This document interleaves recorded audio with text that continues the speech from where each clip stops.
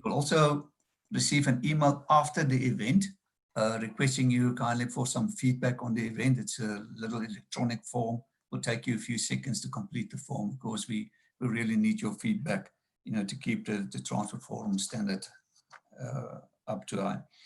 The presentations, and let me quickly share my screen so that while I'm talking to you guys, I'm admitting people to the event as well.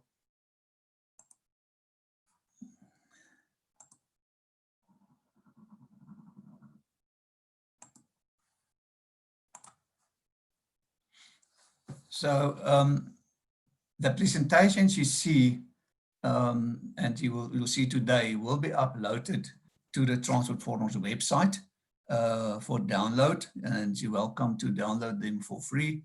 A very popular website, and that will be available from the downloads feature. We commit that, let's say by end of business today, all the presentations will be uploaded to the website.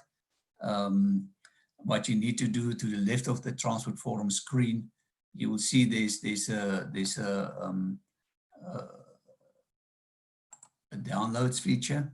Sorry, to the left of the screen, there's a user login feature, and that you can use to type in your username and password to log in. Should you not have an account yet, then you can click on sign up under the user menu, and you can create your own complimentary account, and you'll be able to download the presentations. So once you've been logged in, you will see there's you go to the Transport Forum's website, you go to the events and downloads, you click on downloads, and that will give you a little search engine, very powerful actually. Under category or find title by description, you can type in there a person's surname or a topic and so, and it will give you all presentations presented by that person, for example, over the past 13.5 years of the Transport Forum. Or you can go to category, and under category you will be able to select today's date, and you can be able to download all the presentations here from category. Obviously all the presentations of today will be then, you'll be able to download them from there. I want to remind you that the Transport Forum's got a business directory. I see quite a number of companies are registering themselves. There's international payment gateway you can use to pay by credit card and so on. It's only 450 rands per year. That's not really money. And your company can be listed on the Transport Forum's business directory. Or you can contact Olga Mashilu. There's a number on the screen. You can take a picture maybe. And this business directory has been outsourced to Lengbontele Consultants, and they run the business directory for us, and all the revenue is also going to them. So we hope that you can support the business directory. So back to our event of today.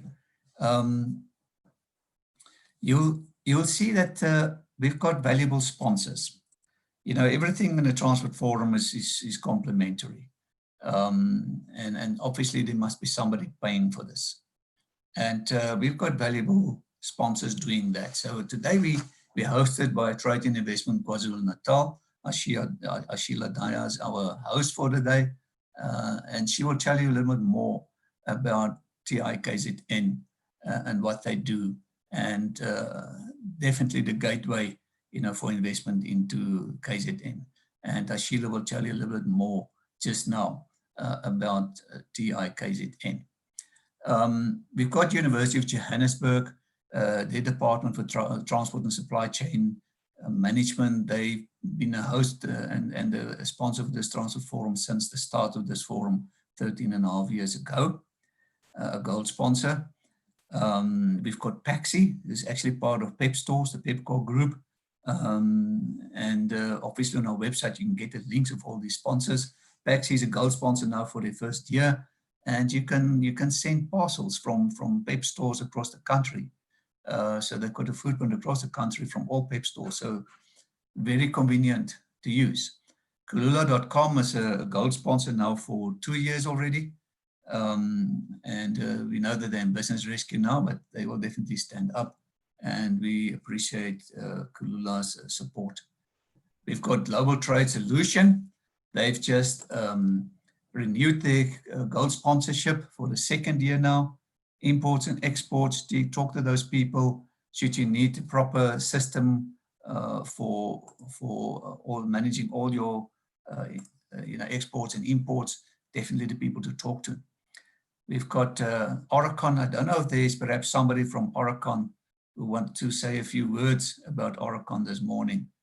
You're welcome to unmute yourself and say a few words. Is there anybody from Oricon who want to say a few words?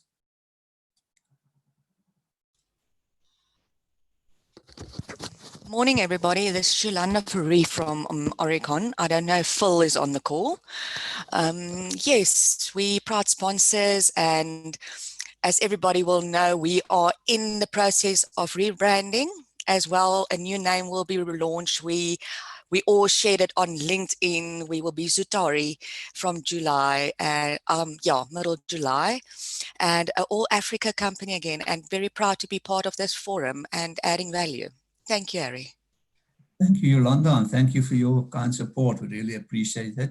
Oricon has been the 5th year already a gold sponsor of the Transport Forum, so it's great having you guys around. Thank you very much for your support.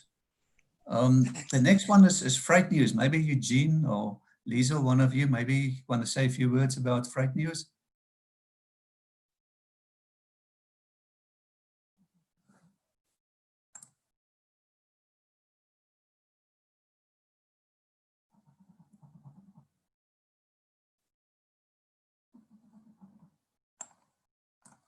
Doesn't seem to me there's somebody from Freight News at the moment want to say a few words, but Freight News, obviously, we know them quite well in our media group, Freight and Trading Weekly, great magazine. They rebranded to Freight News, and if you need information about the freight and logistics industry, they need people to talk to.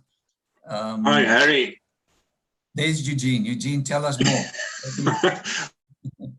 Okay, still a bit of a Zoom-noramus. Don't always know how to work Zoom, but anyway, so I unmuted. And yeah, everyone, thank you very much for this opportunity. Harry always allows us to say something. I'm sure that a lot of people know about us already. Freight News went through a rebranding exercise. We used to be known as Freight and Trading Weekly. So we've got essentially 2 footprints. We've got the portal, which is freightnews.co.za, where we cover daily news about the logistics and supply chain sector.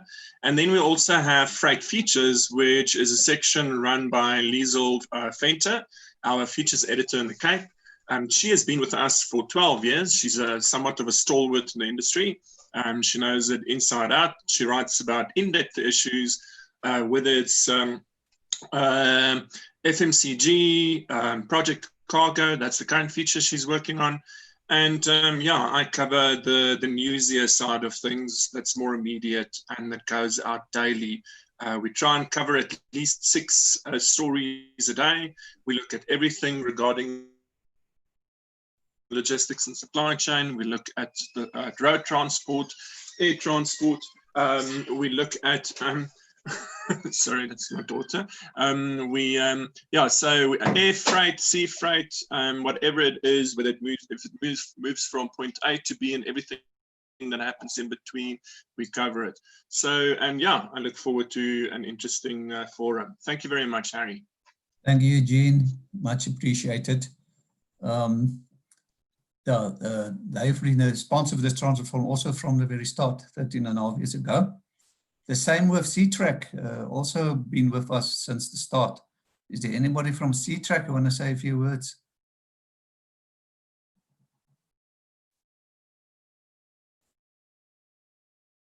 Right, C-Track is making your assets visible. It's fleet management, tracking solutions.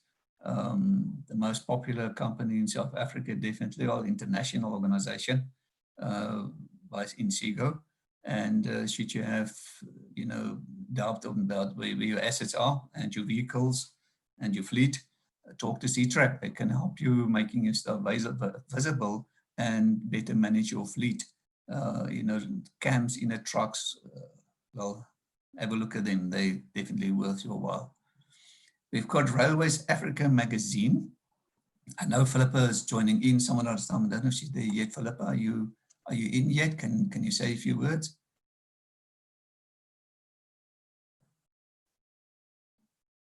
So Railways Africa magazine is all about rail infrastructure in Africa. And also you should subscribe to this Railways Africa magazine to get to know all about rail infrastructure in Africa. We've got Kuba Payments. They rebranded. They've been VIX Technology before.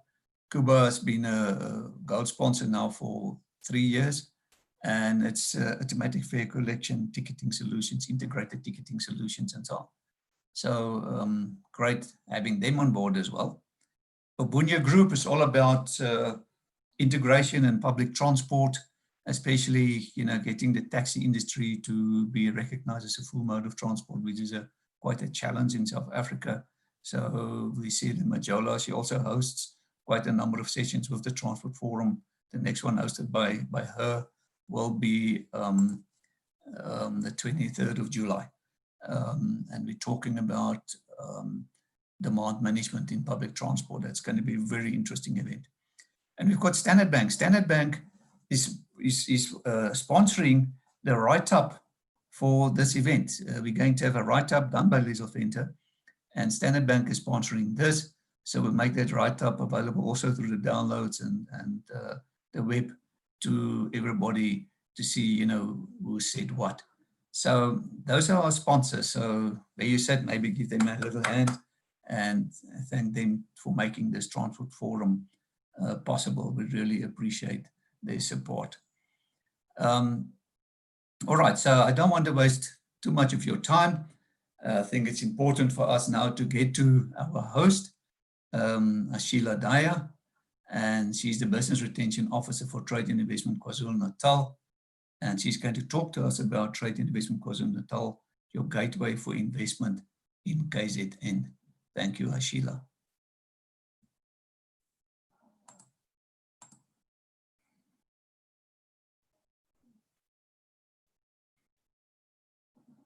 Thank you, Harry, for that introduction. Can everybody hear me? Yes. Okay. Before I get to my presentation, I just want to give you a background about TIKZN. So we're the official investment promotion agency for the province of KZN. We fall under the Department of Economic Development, Environmental Affairs and Tourism. And this department sits in Pietermaritzburg in KZN. So we are fully responsible and accountable to our principals at economic development. TIKZN was actually formed many years ago. Well, not many years ago, but I joined in 2008. So I think it could have been in existence, but on a much smaller scale a few years prior to that. I've been with the organization for just about 11 years now. And the whole aim of trade and investment coming into being was to actually concentrate on both foreign and local investment into KZN. So that's our actual core focus of trade and investment KwaZulu-Natal. So having said that, we play a facilitation role. So trade and investment actually puts, okay, so let me go back a little bit. For an example, if a foreign investor wants to invest in KZN, we will provide the investor with a basket of services, put it that way. So some of it will include site identification, making sure or ensuring that the investor has proper water requirements depending on the type of goods and products he's going to be manufacturing. Also ensuring that there's adequate electrical or electricity supply to that a particular project, should the project promoter require that. We will then also ensure or set up visits to the industrial parks within KZN for site visits, so that the investor can actually go through and have a look and then make his choice, make his or her choice. So that's just one aspect. We also provide assistance, and we've got a good relationship, being government, with our entities such as the Department of Home Affairs, Department of Environmental Affairs, and all the government departments, including agriculture and all of the other departments within government. So we facilitate business permits, work permits for foreign investors.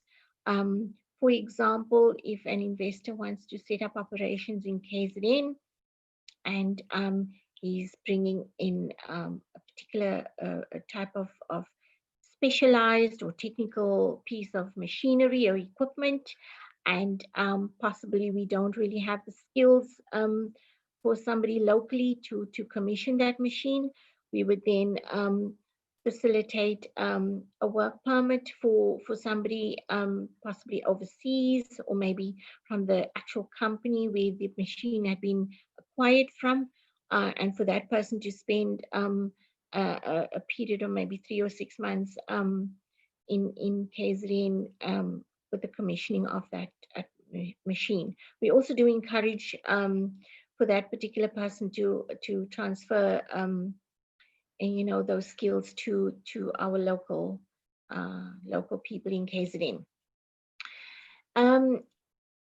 In addition, we actually have a section or a part of KZN where we at TI KZN, where we also capacitate companies, and we work with a number of industry associations.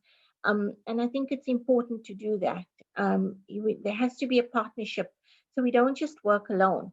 So for example, in the automotive sector, we work with the Durban Automotive Cluster, as well as the Transport Forum. For example, the clothing and textile sector, we work with the KZN Clothing and Textile Cluster, and so on. So we do in all of our sectors work with industry associations, and a lot of the times with industry associations, we then come up with capacity building programs for a certain sector. And then we identify companies to actually roll these out at no cost. So all of TI KZN's services and how we assist companies and project promoters is at no cost to the company. So I want to then just get into the actual department that I represent. It's called Business Retention and Expansion. I just need to get my presentation onto... Sheila, can you maybe put up your camera a little bit so that we can see your face? Other way? Yeah. Other way? Is that better? A little bit more. That's better, thank you. Okay, okay. Okay, I just need to get into my presentation.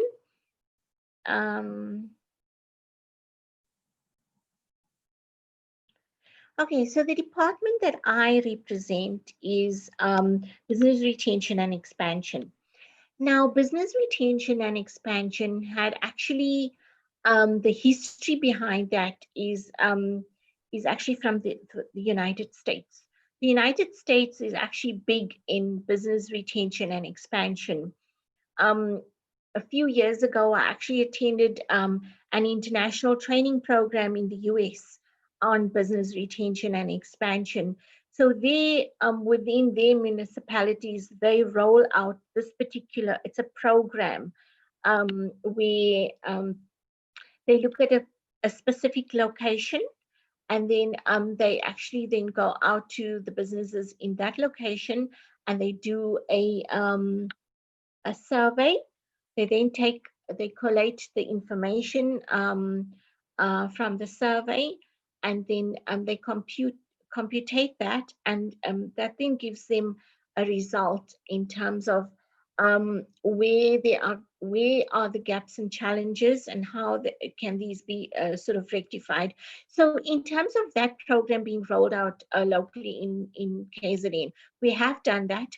We've done that throughout the KZN province, and some have yielded positive results. Others have yielded, a lot of gaps and challenges.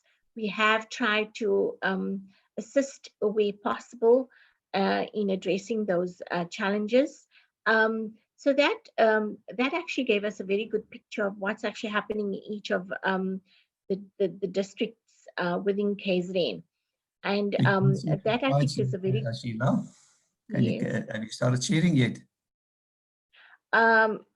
Sorry, We can't see your slides.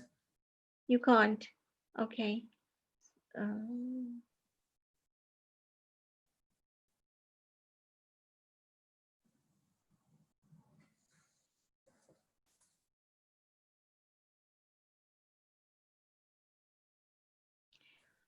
Is that better? That's better, just presentation mode. Yeah. Thank you. Okay, so I'm going to go on to the next slide. In essence, I don't have a very large or a very long presentation, and I'm just going to be very to the point, just in terms of what I do within the Business Retention and Expansion Unit.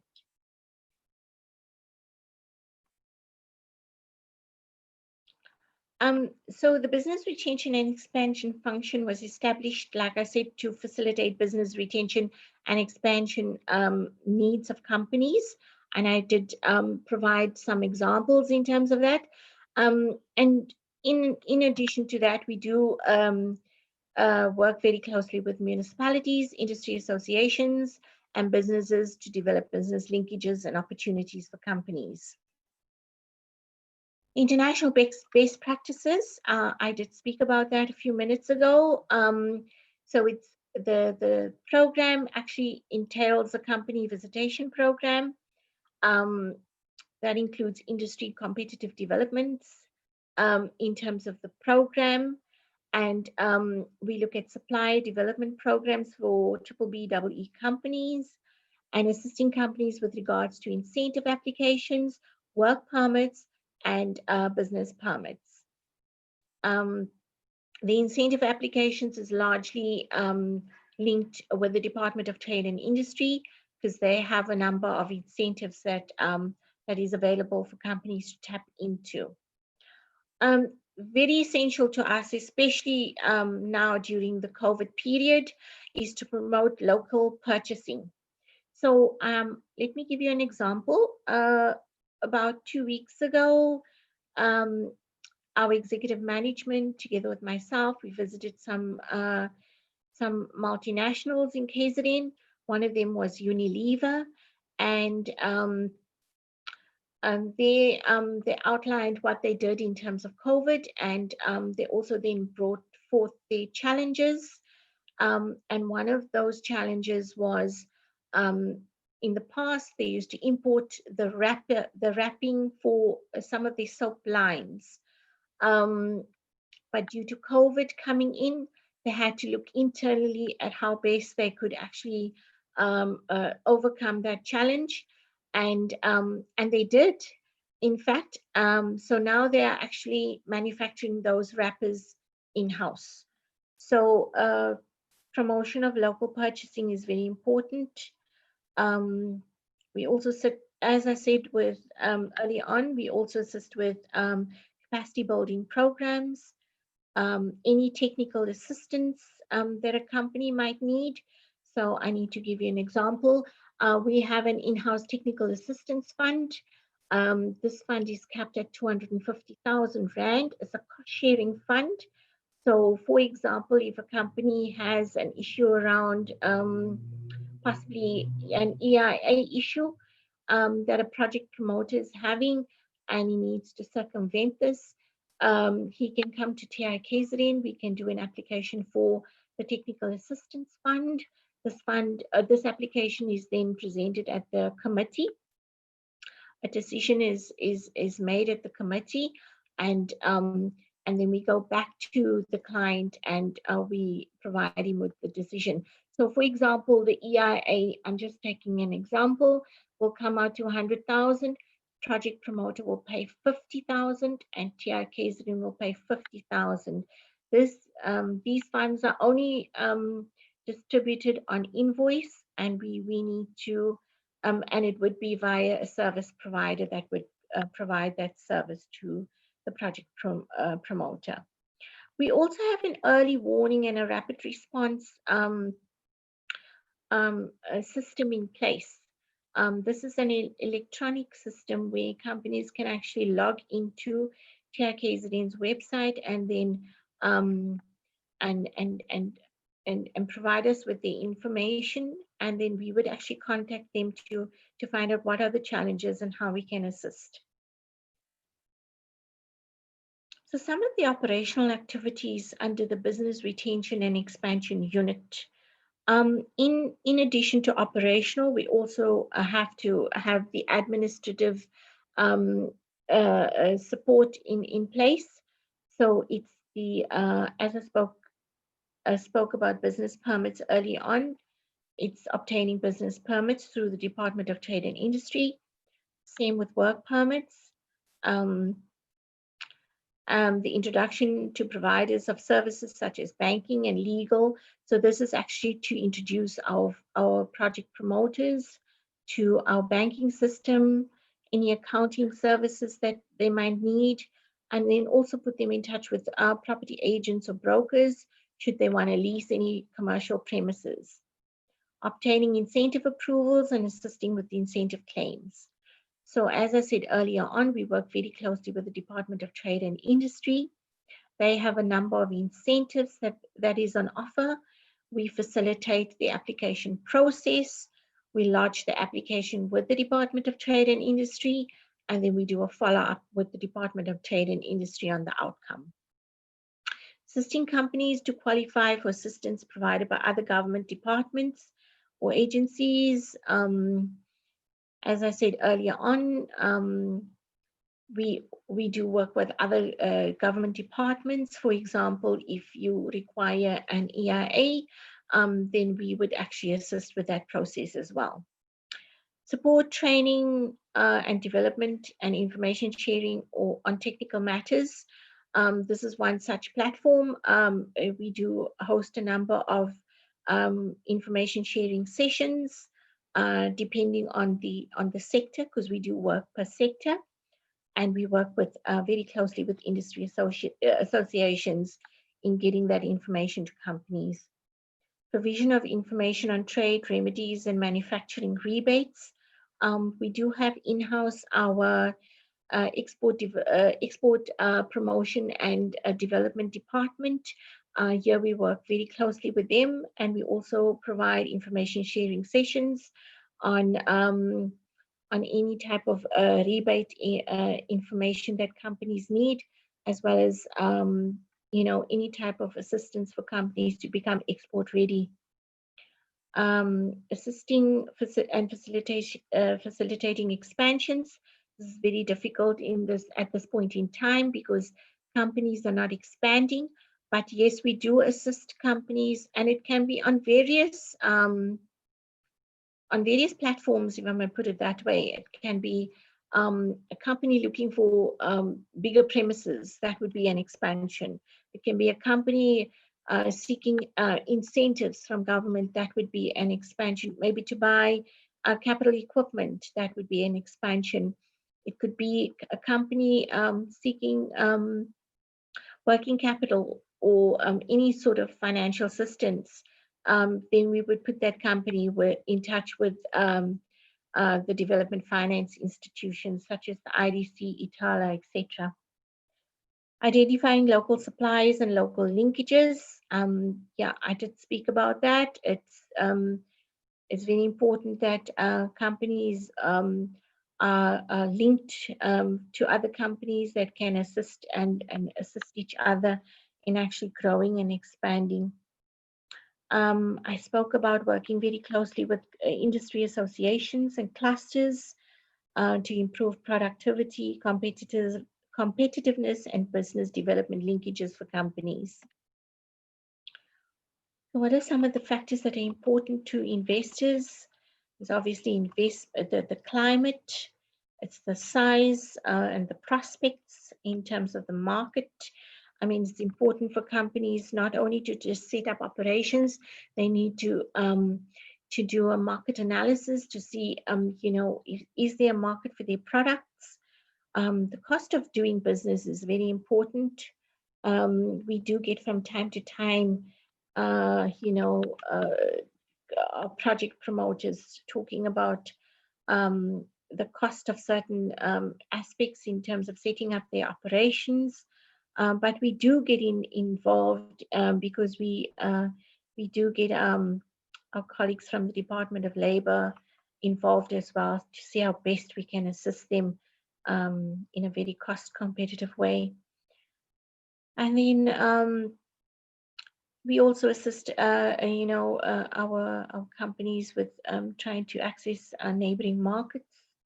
And if they require any sort of market intelligence for surrounding markets, we can provide that in-house through our export development and promotion unit, as well as a unit that we have for knowledge management. Yeah, as I said earlier on, you know, we do highlight our strengths in terms of our educational base and the type of skills that we have, whether it's you know, semi-skilled, unskilled. It just depends on what the project promoter, what type of skills he would want to set up his operations.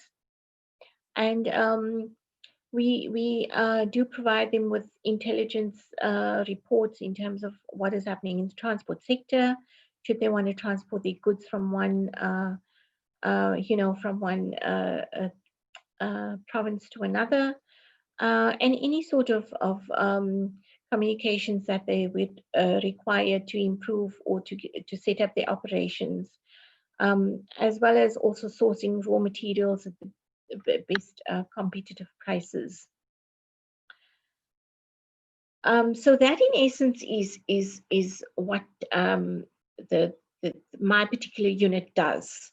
But broader to that, it also encompasses our investment promotion unit, which is the most important unit within TIKZN, because that is what you know, that's the backbone of the organization, and that unit together with the business retention unit is actually there to attract investors and to ensure that KZN companies are retained and that they look at opportunities of expanding. Then in addition to that, I mentioned earlier, we do have supporting units such as the knowledge management unit, which could provide any sort of market intelligence that an investor would want, as well as the investment export development and promotion unit. This unit would assist any company or emerging company with export assistance and to become export ready. And they also do take companies from time to time.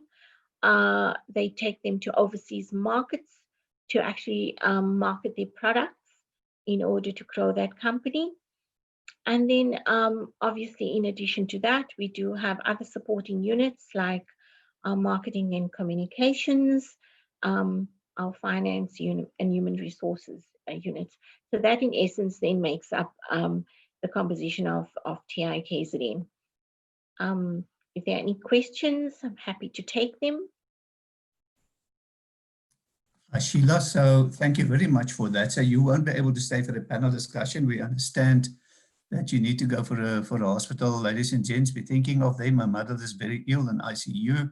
So we think of your family, Sheila. So let's allow for questions now. to Sheila, maybe the journalists first. Unmute yourself and you're welcome to ask questions.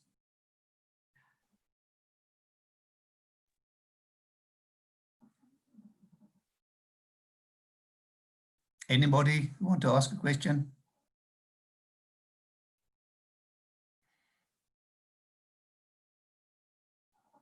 Sheila, it looks to me that they're happy in what you said.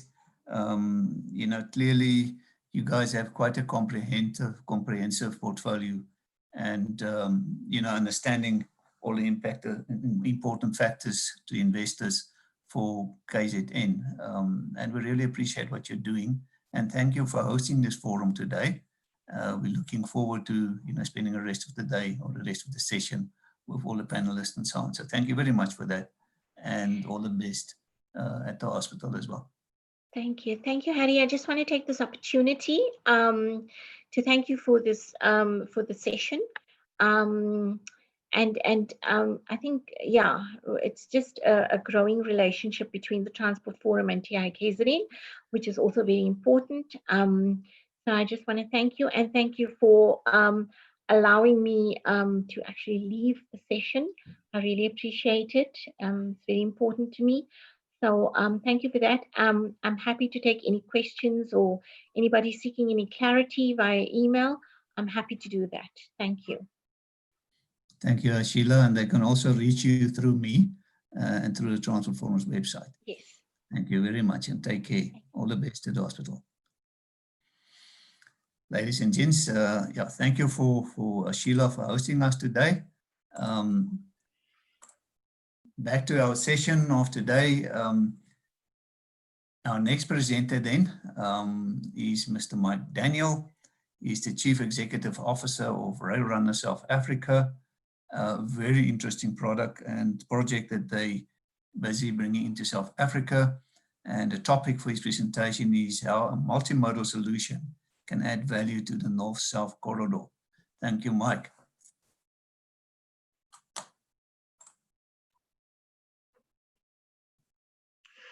Thank you, Harry. Morning, ladies and gentlemen, colleagues. Let me share my screen. And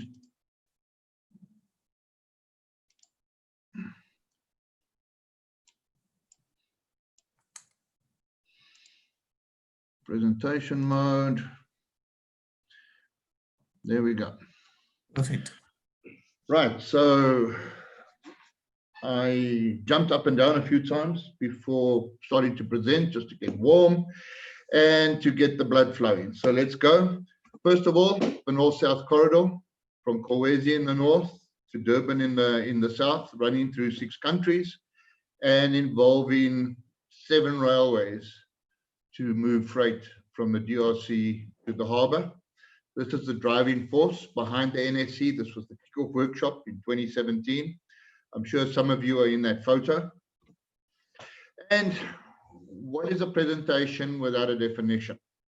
And here's the definition of the North-South corridor as specified by NEPAD on their website.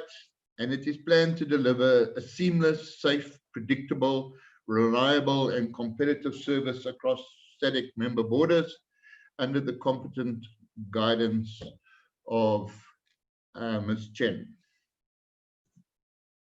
What is driving corridor growth? And where's the demand coming from? Let's look at the sub-Saharan African population. We can see it's very large. It's 81% of the population in Africa. And it's a young and growing population. They require employment, they require mobility, and they require a reduced cost of living and logistics cost. And the North-South corridor can add value to this key trade route. We've got to trade with our neighbors. And this is not me saying that. So let's move from the North-South corridor to Rail Runner. What is Rail Runner? A number of people in the audience have seen this video and know what Rail Runner is, but I will show it again. I can't stop it and talk during the pause, but I can talk while the video is running. And this video is on our website if you would like to revisit it afterwards. It's at railrunner.co.za, comes up on the home page. And I would like to invite everybody in the audience on this journey, this exciting journey that Rail Runner is going to take us on. Rail Runner is going to do for African logistics what cell phones did for African communications. So there we have the truck reversing the road trailer onto the bogie. And this is what a terminal using Terminal Anywhere technology looks like. You can see there's no cranes. There's no expensive concrete flooring. There's no reach trackers. We're actually working under the catenary wire. So all that shunting from shunting yards with catenary wires to areas without catenary wires, and all those delays magically disappear. So there we have the intermediate unit, and here comes the transition unit. The transition unit is what links the bimodal block train to the locomotive. And once we've got that down, we call it the anchor. And once the anchor's there with the brakes on, we can quickly reverse the other vehicles into position and ramp the train. So we ramp a train and we de-ramp a train. Next bogie being placed in position, and you can see the bogies are coming from off the track. So we have a virtual train. If you have a terminal with one line, you can bring in a train, de-ramp it, remove the bogies, bring in the next train. And then when the trains go out, you just do it all in reverse. The conventional system shown below is the European system with buffers. We will get to doing one for the South African wagons. There's the air ride suspension, and there's a backup suspension that if we have some problem with the air ride suspension en route, we can safely reach terminal where we can do repairs.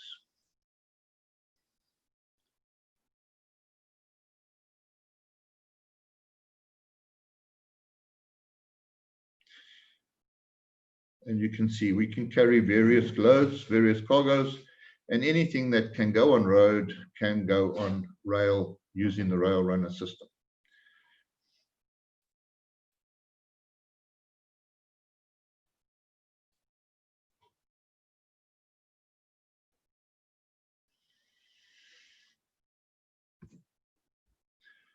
Rail Runner moving forward.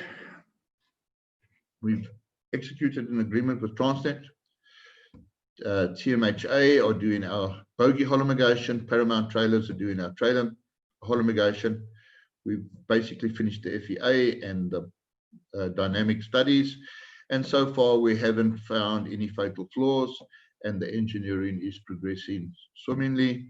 We hope to develop prototypes this year and have them tested. And we continue in our progress despite the COVID pandemic.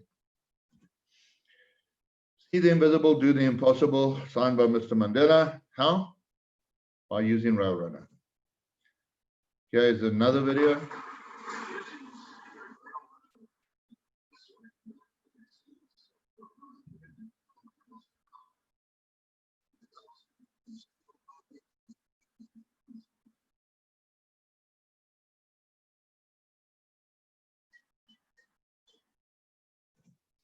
So that was running at 160 kilometers an hour, the speed of the Gautrain. Transnet on the Cape gauge, that was on standard gauge. Transnet have asked us on Cape gauge to keep to 100.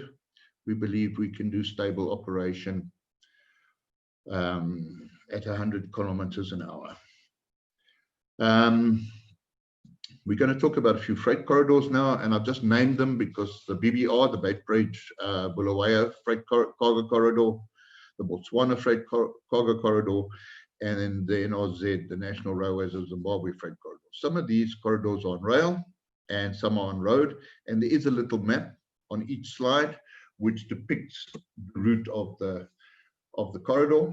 And I'd like to, at this point, thank the GAIN Group for providing these facts and figures that they put together in 2017, and they've projected freight cargo corridors and the tonnages thereof up to 2048. And these will be available on the Transport Forum website for you to have a look at. So that's the BBR freight corridor, and it runs on the western side of Zimbabwe, the BR freight corridor, which comes down from Zambia into Botswana along the road and then down below. And then the Z freight corridor, which runs through Harare and down across Beit Bridge and into South Africa.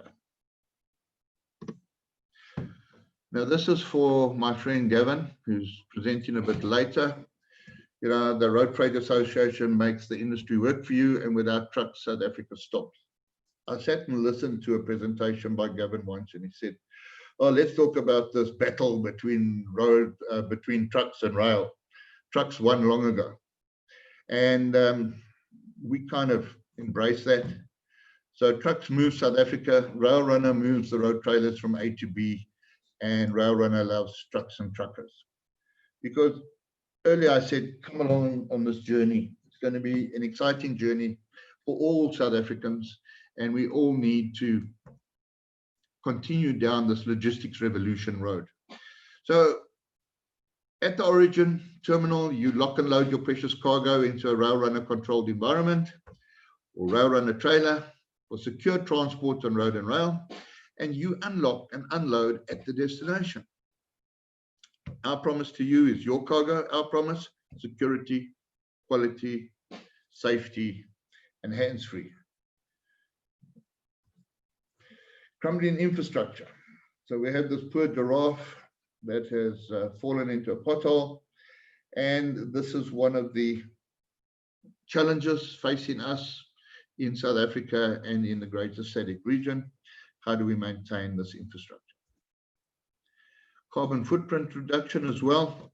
We don't want ladies like this around our corridors. We need to keep the local population as friendly as possible. Moving freight from road to rail, and no freight is left behind.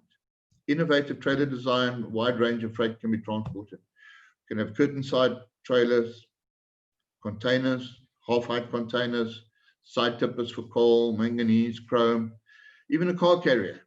We were asked to look at that, and we have a design for a car carrier. Terminal anywhere, once again, as you can see, it's efficient, no specialized equipment, and it requires rail lines on level areas. Once again, we have the 20-year hook and haul agreement with Transnet. And ladies and gentlemen, a lot of people say to me, oh, Transnet, how can you rely on them, Mike? If you look at the coal line and you look at the ore line, these are world-class operations. And what happens on both of these lines? Transnet don't load the trains. They don't unload the trains. The train is loaded, it's presented to Transnet, they hook it with a locomotive, and they haul it and they deliver it from point A to point B. And if you ever go to a heavy haul conference, you'll see that people come from around the world to study the world class and the excellence with which Transnet Freight Rail perform the hook and haul on our ore lines. And it was their concept and their idea to use the same technology and the same skill level on their domestic freight. So the bimodal project will deliver benefits. We move freight from road to rail, access to and from railheads, transport any product currently on road and rail safely, efficient and low-cost terminal anywhere, low barriers to entry, real-time cargo tracking, enhances cargo security, and it promotes intra-SADC trade, lifting the GDP of these countries. And this, especially in the post-COVID era, is required. So from a perspective of truck drivers, it's socially responsible. The driver drives locally and is at home at night, and we create real jobs. And this is done in a study, and I've provided a link to the study on a terminal in America, where at 1 million tons per annum, 2,200 manufacturing and operational jobs are created at 11,000 through economic efficiency. We can reduce logistic costs by up to 20% and reduce CO2 outputs by in the region of 40%. Then another topic, that is very, very relevant to us. Unlocking economic freedom. Economic freedom is key to South Africa and regional governments, but it requires more than slogans and fleeting incentive programs. Economic freedom requires a sustainable infrastructure that creates real jobs, improves the purchasing power of all, and makes producers, manufacturers, and businesses more competitive, and provides a platform for launching new businesses in geographic areas where the labor supply and local resources can create value for delivering through a supply chain. This is very much what the Messina terminal is trying to do in northern Limpopo. They're providing a growth node, and I think it's going to work. Rail Runner bimodal technology will deliver all of these real objectives. Nodal property development. As I said earlier, we're inviting everybody to come along with us for the ride. Rail Runner is a disruptive technology, and together with Rail Runner's Terminal Anywhere technology, it is a simple operation to grow and grow and grow the network reach. If we skip to the bottom of the slide, the original rail development in the USA was associated with large tracts of land on each side of the right-of-way as the railways rolled out to the American West. And this was the first instance where developers amassed huge returns from new rail activity.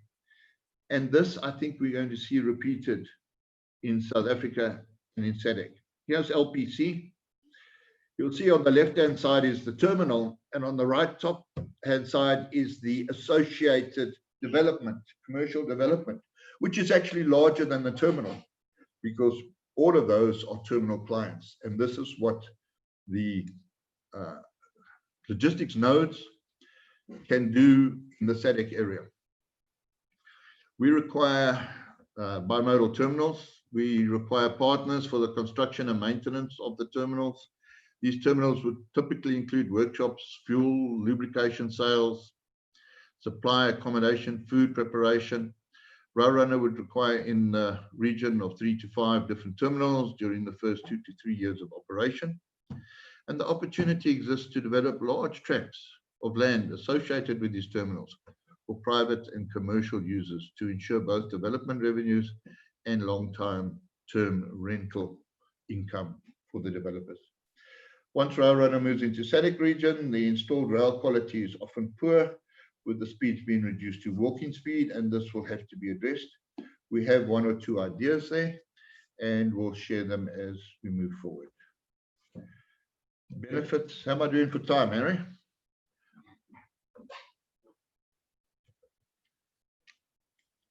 Rail Runner benefits to the North-South Corridor project.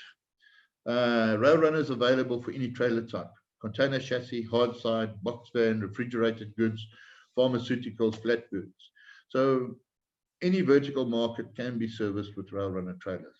High security locks and design prevent unauthorized access, easy transition from one rail carrier to another, reduced border delays, reduces carbon tax impact, drive on, drive off, loading and unloading, higher density payloads per train. 10 minutes, Mike. Thanks a lot. Rail Runner benefits for NSC Logistics Company: lower transport costs, reduce fuel use and carbon footprint, expands driver capacity, improves driver quality of life, facilitates border crossings, 1 representative, not 42 drivers, expands market penetration, and improves profits and returns on investment for all the users. Thank you to everyone who gave input into this presentation. You see the GAIN group. Some of the info we got downloaded from Wikipedia. This Caban Logistics, have a look at that. That is the jobs calculations. NEPAD.org, the North-South Corridor Rail Project, and then the Road Freight Association. Thank you to all those people that gave us information for this presentation. And once again, please come along for the ride. We believe that Rail Runner is going to assist in growing the economy of South Africa and SADC in the post-COVID climate, and it has a huge role to play. It is going to be locally manufactured and locally operated. Rail Runner South Africa, operated by South Africans, for South Africans, is one of our slogans. So thank you very much. Harry, I've finished a bit early, but we could do questions now, or I'm happy to stay to the end and do questions then, whatever you require. Mike, thank you very much for that. Surely very innovative solution and exciting. Maybe if you can just say to the people, just repeat, how can they get involved in this project and on what level? Well, cargo owners can supply cargo. Truckers and truck owners can look at purchasing Rail Runner trailers over a 2 to 5 year period as they replace their fleet. And then as they have a Rail Runner trailer, they'll be able to send their freight via the Rail Runner terminals to their destination terminals. And the terminal operators, I see one is presenting later today, they can keep a corner of their terminal, level graded with the top of the track, and we can operate terminal anywhere there for that part of the country. So we need terminals close to all the ports, close to all the borders, and cross-border. So, and anything else from the terminal designers, we can talk to them if they are looking to design a terminal and they would like some assistance on designing that terminal to encompass Rail Runner or bimodal. We have extensive documentation which can guide them in how to design and how to operate a bimodal terminal. Bimodal operates slightly different. Even when the locomotive driver drives a bimodal train, his driving methodology is slightly different in that the minute the front of the locomotive moves 1 foot or 1 meter, the rear of the train also moves the same distance. It's a slackless train, so we don't have all this noise of taking up the slack in the couplings. And so the last unit accelerates and decelerates at the same time as the locomotive. Right, Mike, thank you. Surely this is going to give a lot of life back to our side branches in South Africa, the deteriorating side branches. Well, what it can do, Harry, is you can actually, by road, go 300 to 400 kilometers from the branch line, pick up cargo, bring it to the branch line, down the branch line, onto the main line and up to the ports. You know, in the 50s, it took us 10 days to unload 5,000 tons off a ship. It now takes us 3 hours. That is the progress that has happened in the last 50 years on moving freight on and off ships. And we need to do the same now with moving freight on and off rail and on and off road.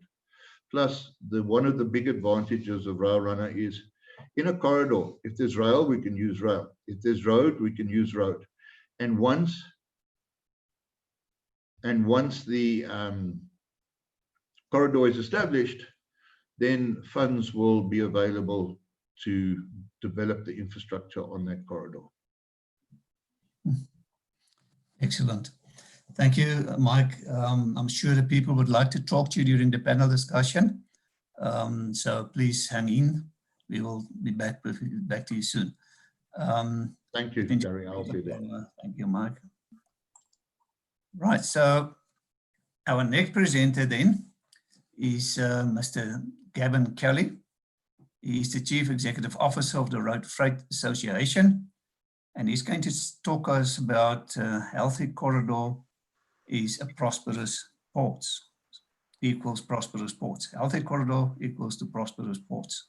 Thank you, Gavin. Thanks very much, Harry. Just getting that up and running. That should do what it needs to do. There we go. Can you see that all? Doing good. Yes, yes, thank you. Thanks very much, Harry. Today I'm going to chat around something that's very, very important for not only the survival of South Africa, but the whole region itself, And obviously that's going to help the greater world economy. And whether we like it or not, we're part of a world economy. We play in that economy.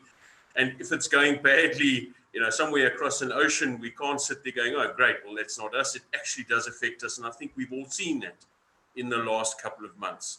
And COVID has taught us very, very, very keenly that we are definitely part of a world economy, and we need to see what's happening around us. So let's get back to the topic today, which is healthy corridors mean prosperous ports.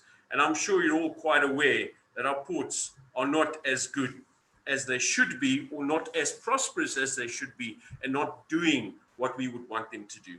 So what is a corridor? Well, you know, apart from that piece that links your bedroom to the dining room, which you've known for the last 3 or 4 months under COVID, and you wish didn't exist, it's something vital in terms of economies. And I did a little bit of research on the web to try and find who had a definition that was simple, yet actually encapsulated what this was all about. And I eventually found it from this lady, Frida Youssef, and I'm not going to read all the way through that, but the most important thing, I think, is 2 bits out of that. And in the third line, there is the little sentence, corridor partners have agreed to cooperate. And then finally, on the last piece is economic cooperation between neighboring states. And why am I highlighting that? Because I think that's where we actually struggle. We have not got these agreements to cooperate actually nailed down. There are a lot of agreements floating around, but in actual fact, the agreements haven't been put in place. And we're still struggling to get a lot of those really great agreements and those wild, fantastic, euphoric ideas that were put in place 10, 15, 20 years ago, or the ideas were floated 10, 15, 20 years ago. That cooperation hasn't really happened. And then, of course, this economic cooperation, we still seem to have almost this sort of tunnel vision that we want to keep all the money to ourselves, and we want to take profit out of it, but we're not prepared to let that economic cooperation get spread around. And unfortunately, that's how business works. If you're somebody who only wants to take the profits out, you've got to allow that economic cooperation to be spread so that everybody participates, and that in that way, your profits actually start to generate, to get larger, but more importantly, that those corridors start to work. And you heard with the previous speaker, and I'm not going to go into the road rail debate, the important thing is that these corridors need to make sure that whatever we want to move along that corridor, whether it's freight by whatever mode, whether it's people by whatever mode, whether it's data, whether it's finance, that these corridors actually do what we all agreed to do to cooperate, and that we grow that financial economic strength of the region. So you can go along and have a look at Frida Youssef's paper. It's quite a detailed paper, quite easy to find. And it really does drill down into a lot of concepts. My simple vision around a corridor concept, and I've taken that from other people's ideas, molded it a bit and what have you, is that a corridor has a number of players in it. And right at the top, I've put the port because that's really what I'm talking about, but it could be anywhere on that cycle. And often you see these sort of diagrams showing interlinkages, and it represents really, those of you who are in the technical side, a bearing. If you remember what bearings are, they smoothly rotate, but more importantly, each roller in that bearing operates smoothly and seamlessly with that core piece around which the bearing sits for an axle, for example. And my analogy here is that the corridor is the axle. I'm a trucker, okay? So even a train has an axle. The corridor is the axle. It's the critical supportive piece that's going to allow each one of those other little runners or rollers that roll around this corridor to operate efficiently and seamlessly. So for the port to operate seamlessly, every one of those other little rollers need to roll, be well oiled, well greased. And there are interactions with one another because these rollers actually roll around the axle. So road, for example, the first one on the right-hand side, doesn't sit there and have no reaction or interaction with the rest. It actually is part of this whole system of interaction and moving, ensuring that rail plays its role, because rail needs to play its role. The debate around what role is a debate. It needs to play its role. In this corridor, if you have those two modes, moving goods backwards and forwards, and people backwards and forwards, it needs to be definitely clarified that their next challenge, which is right after them, like customs, also ensures that it's well oiled, that when road and rail present at this border crossing or whatever the place may be, and these days, the border crossing is actually in your laptop, in your office, where you load, that seamless little piece of interaction moves quite easily, because then we will get to something that we've been struggling with for at least 20 years. Investors. We seem to invest in little bits along corridors. So we'll identify a bridge over a certain river, and you all know these bridges, whether it's across the Zambezi, whether it's across the Limpopo, whether it's across the Nile, it doesn't matter.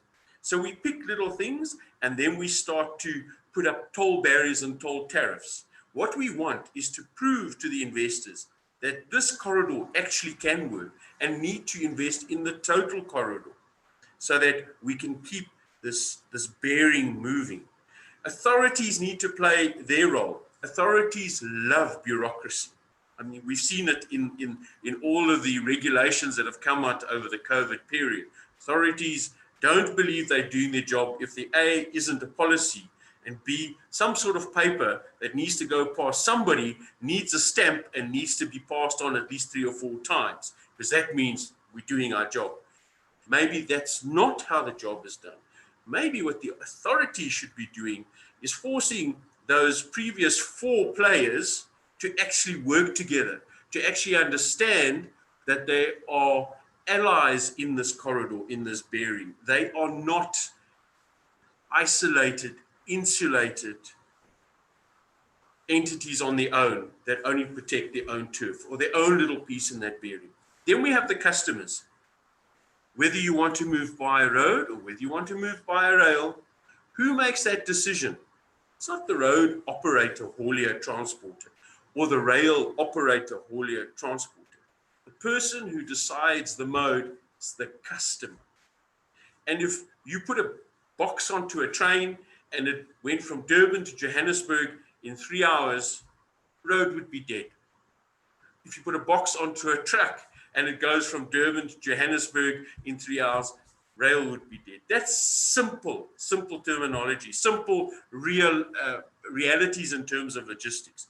And if we have drones, I think road and rail are going to have to invest in a couple of weapons to shoot drones down, because that's where the challenge is going to lie. But the most important thing I'm trying to get to is that a corridor will survive if the customers, because at the end of the day, the customers are the users, and the customers will bring both an incentive to investors to invest to get some sort of payback, and B, will ensure the corridor starts to work and grow, and then show what is required to ensure that corridor becomes sustainable.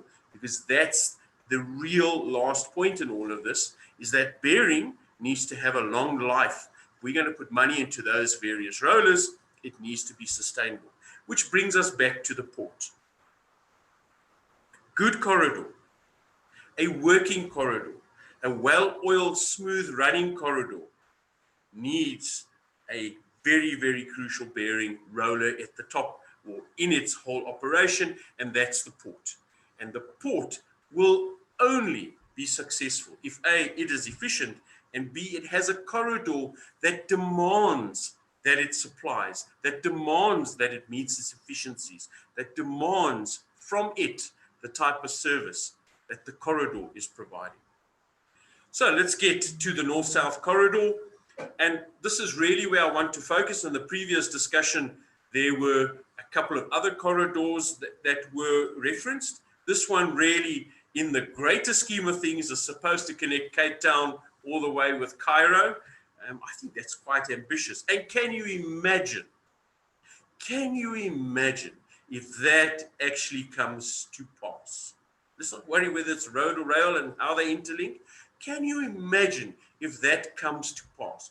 What that would mean for the businesses who use that corridor, what it would mean in terms of how you moved freight, whether you used a ship, whether you used an aircraft, how you could suddenly unlock markets you've only dreamt about or heard about in some discussions as you took your goods up from Cape Town all the way through to Cairo. And South Africa is supposed to be the champions in this project. We're supposed to be the champions. We've been driving this or pushing the drive for this for some time. I think it's about time that we took on this North-South corridor as we took on the Rugby World Cup way back in 1995. This is something we want to work, because if it works as it should work, we won't have problems with employment, neither in South Africa nor in the region. And so the various components, I think we need to break down and really focus on how we're going to get them to start being developed in this corridor and start to play that role of that well-oiled little cog, little roller within that bearing. There are a couple of challenges. You can see the number of kilometers of roads that need to be upgraded. And the previous speaker showed us a picture of a giraffe, and I think that was a small pothole. I've heard of a family of giraffes disappearing as well. So we need to get the basics sorted out. And it's not just road. How can we have trains moving at the speed of somebody walking? Then we may as well go back to what trains replaced, which were the good old donkey carts, etc., etc. So we need to make sure that those crucial fundamental building blocks are sorted out to make sure we can achieve this. You know where it goes from, you've seen a map on this in the previous slide, just to give you an idea. And that's actually quite a distance. As I said previously, we're actually aiming for Cairo.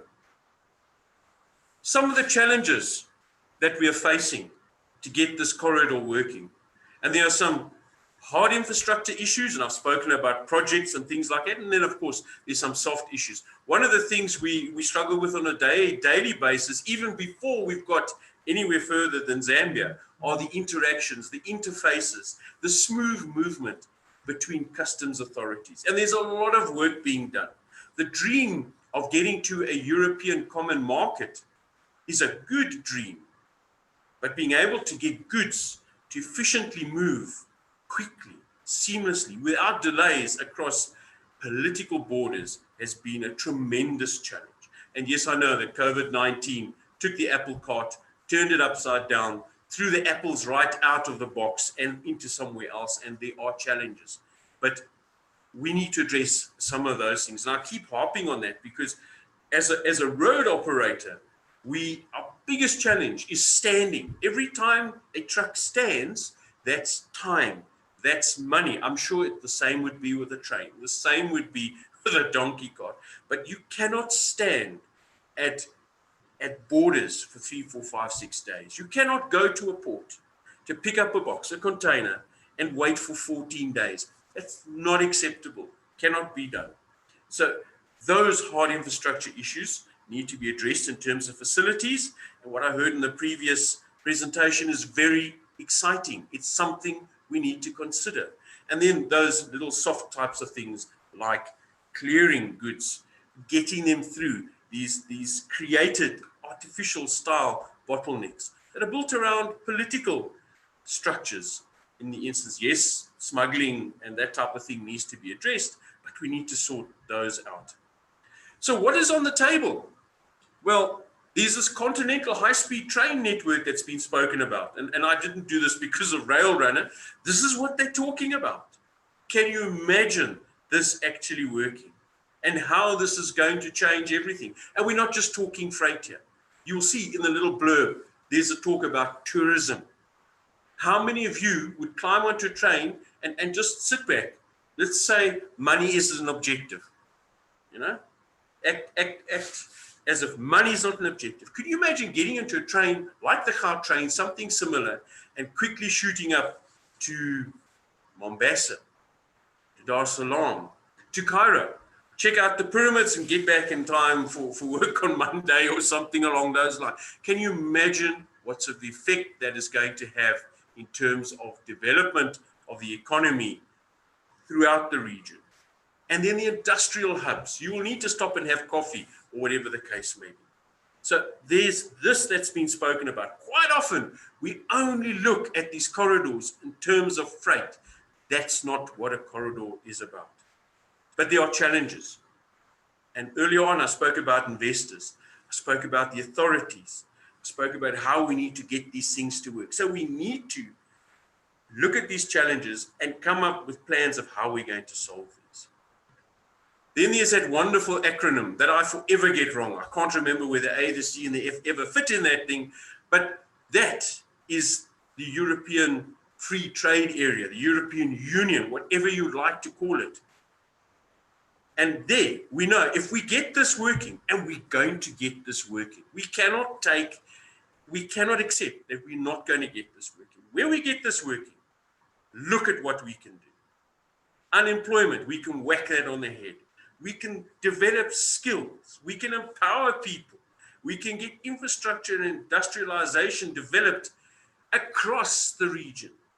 We will have partners like we have never had partners before. Our biggest market is just behind us. We keep looking at the sea, but it's actually sitting behind us. Again, there are a couple of challenges.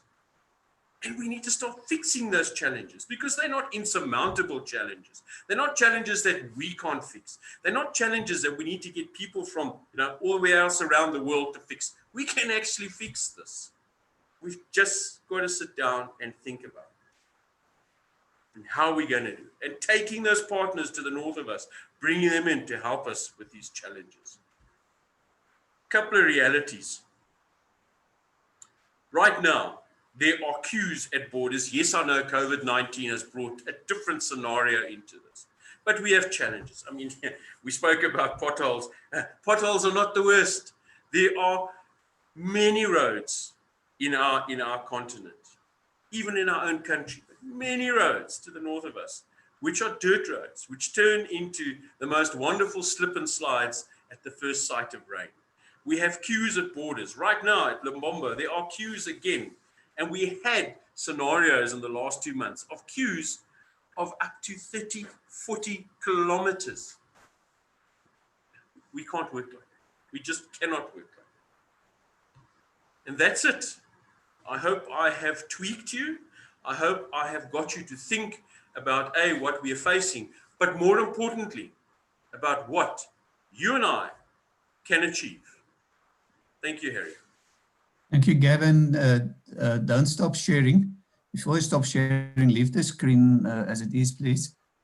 Gavin, just quickly, I want you to kindly share your new slogans here: green, smart, safe, legal, and freight. Why should I become a member of RFA? Okay, I found I muted myself. So yes, all right. The logos, you will see that they are aligned to, if you do know the Road Freight Association's code of conduct, its core code, its values, its mission and the objectives.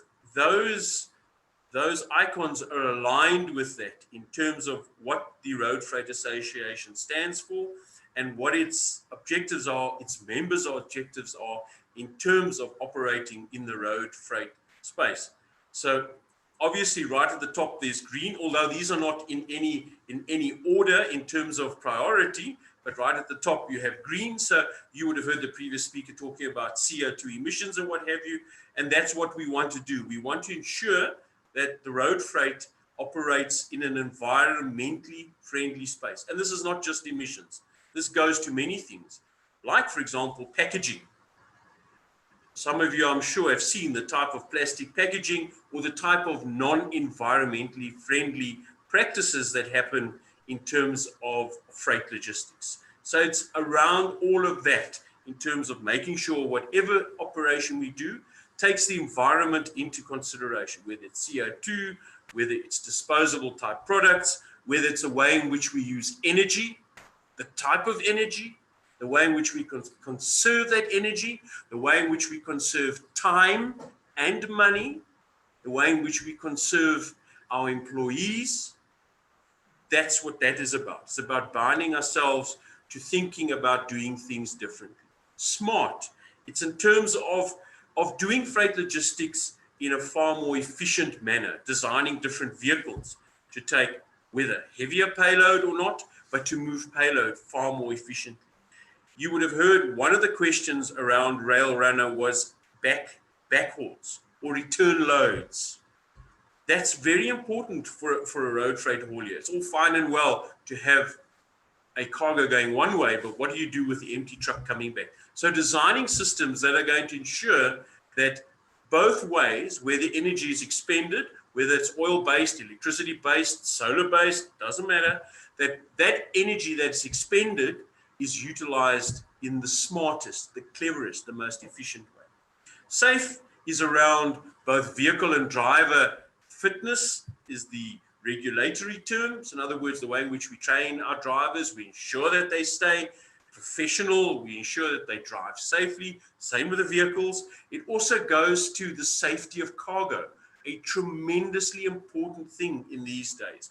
We have spent the last 4 or 5 years battling syndicates that you cannot imagine that are out there. And even now in the COVID-19 era, we've had tremendous pressure on cargoes that previously weren't targeted. And they're simple cargoes, simple food type cargoes. So it's around ensuring that the industry is operated both in a safe way in terms of operations, and that the assets, the drivers and what have you are looked after, that there are systems in place to ensure security, both whether in terms of criminal activity or in terms of employment, whatever the case may be, making sure that people stick with, agree with, sign up with, and commit to the basic agreement that's done through the bargaining council.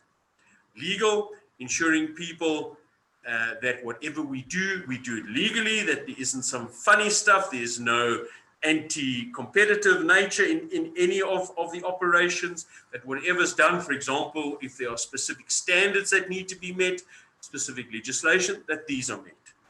And then obviously freight is around the whole aspect of moving freight, how we do it, the new technology that is out there. So that's what it's all about, Harry. If the question was, why should you be a member? The question is, can you afford not to be a member of the RFA? Can you afford not to be a member? Can you afford to be out of the information loop? Can you afford to be out of an association that's going to help you to survive going into the future? Brilliant. Thank you very much, Gavin. Clearly, that's also the little rollerballs surrounding the road hauling concept. Thank you very much for that.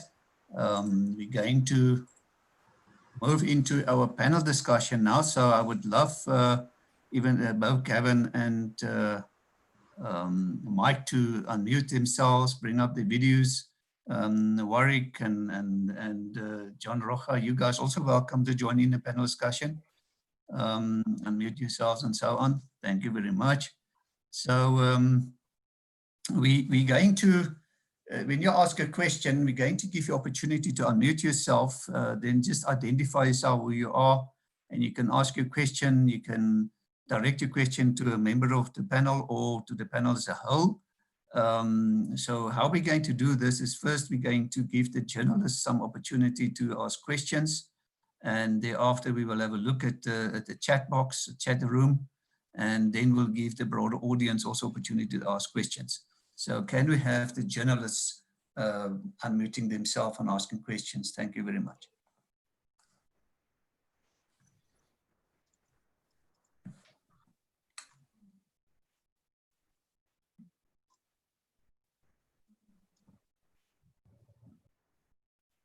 You're welcome, Liesel. Liesel, we can't hear you.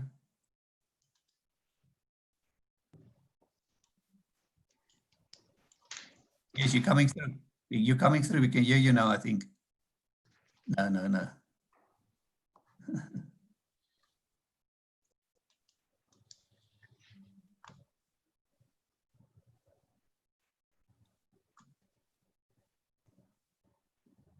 Or maybe do the chat box, then we'll look at the chat box for your question then. Thank you. Don't know what's going on with your audio. Let's have a look at the chat box in the meantime. So I've got a question here from Yolanda Fourie from Oricon, or Zatari. She's saying, what is the plan for backhauls? How do you ensure the safe return of the truck trailers to their owners? I suppose this is directed to Mike Daniel. Mike, can you maybe answer that question? Sure. Thanks for the question, Yolanda. Let's start a trip in Cape Town, and the cargo owner will appoint a logistics operator or a trucker to pick up their cargo, take it on road, and deliver it to the terminal. At the terminal, it will be built into a block train, which will depart on a daily basis on time. And it will be transported to a terminal in the Gauteng area, where the trucker will be notified. He'll pick up his load, deliver it to the client, where the cargo is unloaded.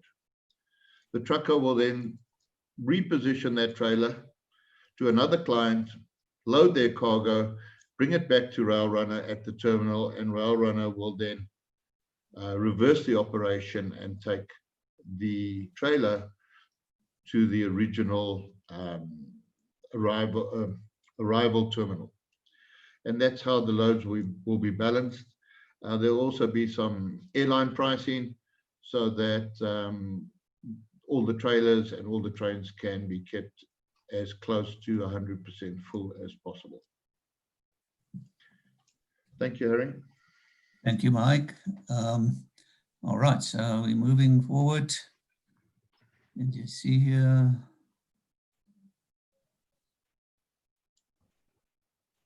So there's one from Johan Venter. He says, am I correct that you sell the container or bodies of the trucks?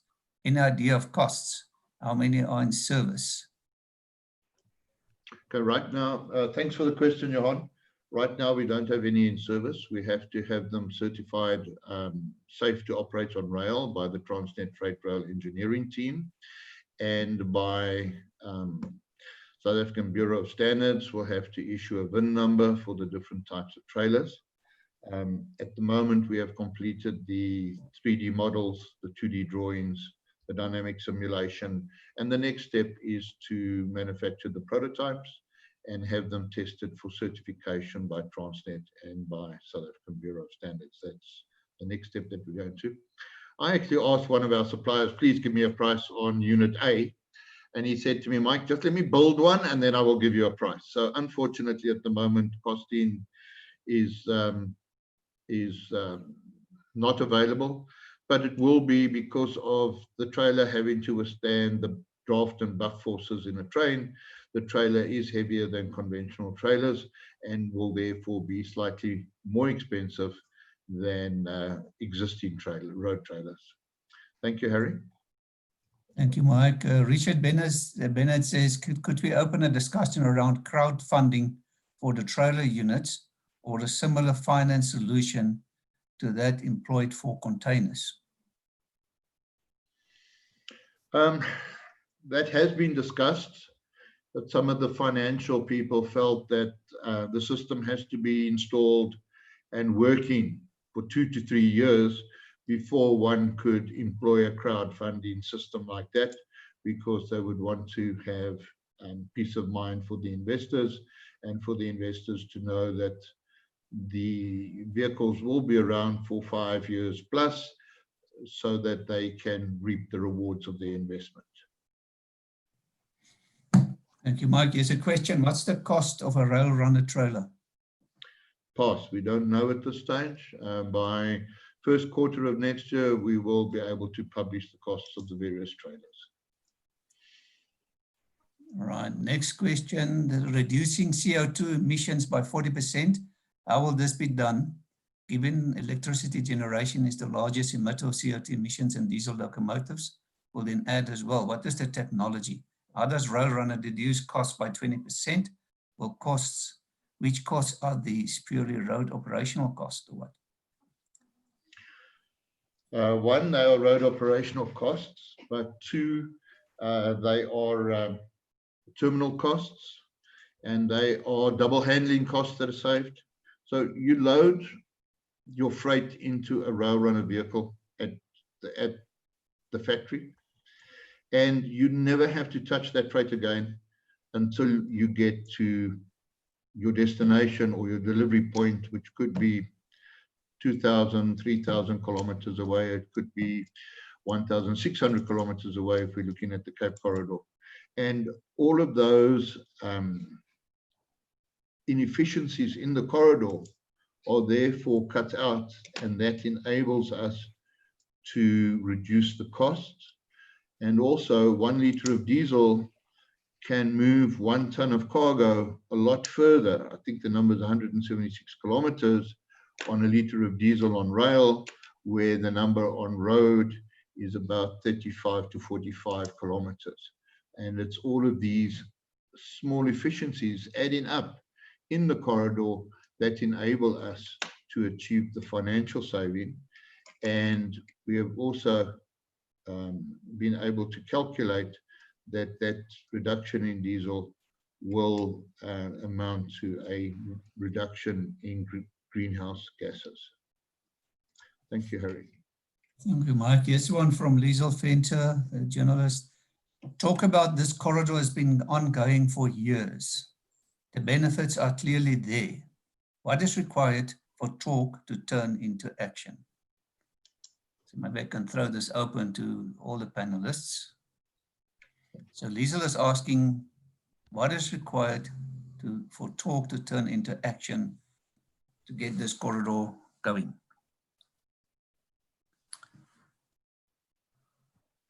Kevin, you're leaving this one for me then. Thank you, Warwick. Liesel, thanks for the question. And yes, it has been spoken about for a long time, the corridor and the inefficacy of logistics throughout the country as well as the continent. There is, at times, pressure needs to build up to such a degree in order for a solution to have to be reached, as opposed to muddling along with the same old way of doing things as in the past. The view is that as the advent has come on now of online shopping, digital retailing is putting a lot more emphasis and difficulty on logistics or the efficiency thereof. So we were having a fundamental shift with regards to the demand on our logistics system, and we now have the opportunity to address this new way of doing things on this online retail in a different, more efficient manner.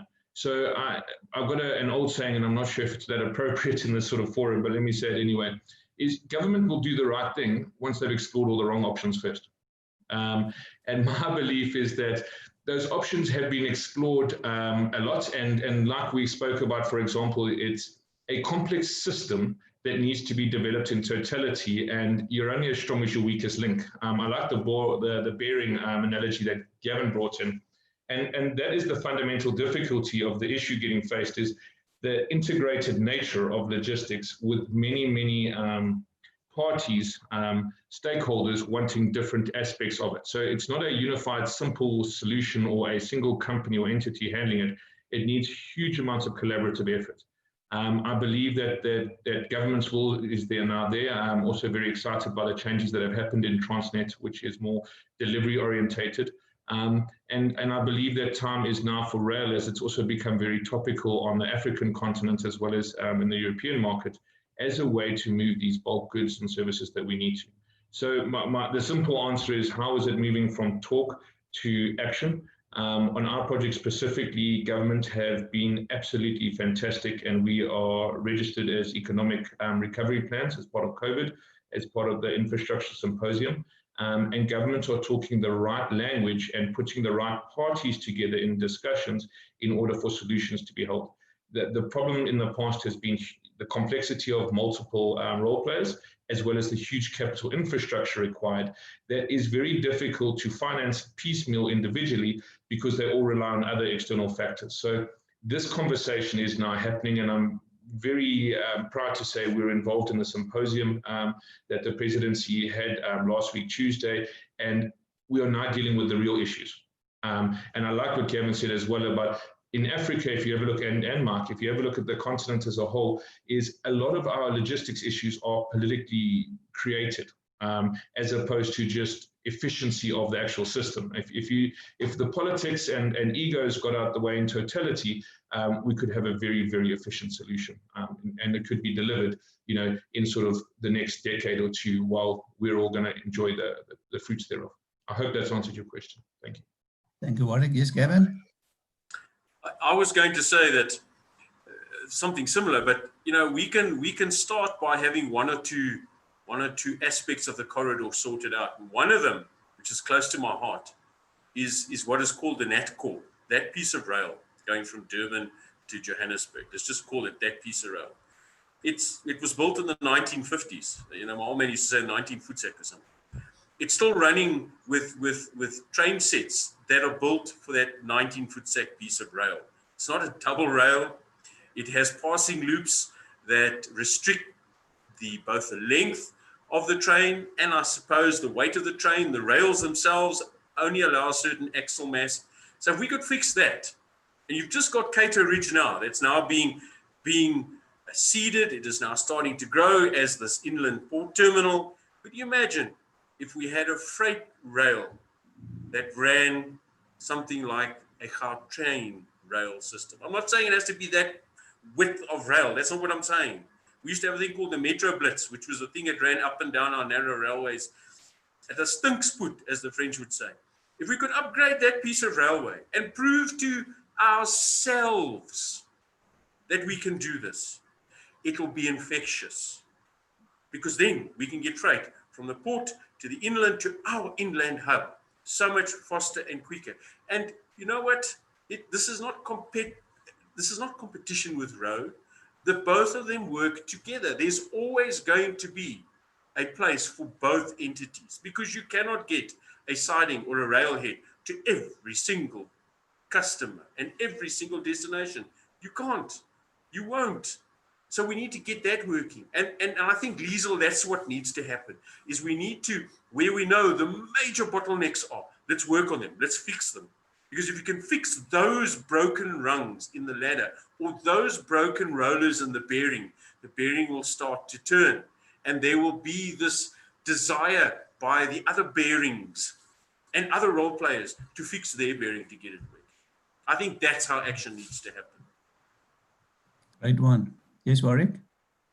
Yeah, I concur totally with what Gavin said, with regards to we need to be big picture focused on the entire solution, but at the same time, we need a starting point. We need to deliver one of the aspects that takes care of a portion of the logistics problem that's currently being experienced. And a lot of effort needs to be put behind that, because what has happened in the past is there has been a lot of talk shops, conversations, problem well articulated, but it almost like when you're looking at having to climb Everest, it's too big. Whereas if you're just having to go the hill outside your garden, that I now know quite well because we're running inside it, that is biteable and manageable. And as long as that fits into the big solution, the big efficiency and optimization that we'd like in logistics, then we're on a winning formula. And I believe now is the time that we have to do it now. This is not a discussion in 2025, a discussion in 2030. We have a unique opportunity with COVID that has given us the opportunity to engage surprisingly more in non-operational matters with all the stakeholders that matter, in order to get consensus on a lot of the items that weren't previously or were difficult to achieve consensus on. And I also think that COVID's given us the ability to rethink things from a zero base, as opposed to, no, this is my turf, or this is my clients, or this is my portion. We can now go, well, it benefits us all for this to work. And I also like the fact that this is collaborative. This is a collaborative, solution-orientated discussion we're having, and it's not one person, and it's not private, or it's not public, it's combination of all. And I'd like to even bring it further into the communities that these infrastructure projects happen within, that they also need to borrow from these. Otherwise, we need to relook at the way we do things in order for it to have the desired effect. And I believe that we now have that opportunity, and we need to grab it with both hands. Thank you, Warwick and Gavin. Mike? Harry, I agree with that. I think we need to rebrand the Transport Forum and call it the Transport Forum for South Africa, Inc. because South Africa Inc. Incorporated, we need to see it as a business. We need to see the citizens as members of this business, adding value, reaping the benefits and the rewards of their hard labor, and growing the economy and improving the economy, and thereby improving the livelihoods of all South Africans. We've got to uplift all of our people to a middle-class standard of living. And by having corridors like this, and by having South Africa Inc. work together, we are going to achieve those objectives sooner rather than later. Thank you very much. Thank you, Mike. Very important. I would like to give Marcella and Tlapu opportunity, and then we'll get to Eugene. So Marcella, you can unmute yourself. Good morning. Can you hear me? Yes, we can. My name is Marcella. I am the CEO of the Railroad Association. We are a representative body of companies that are original equipment manufacturers, rail components manufacturers, rail operators, and rail services companies in the rail sector and associated industries.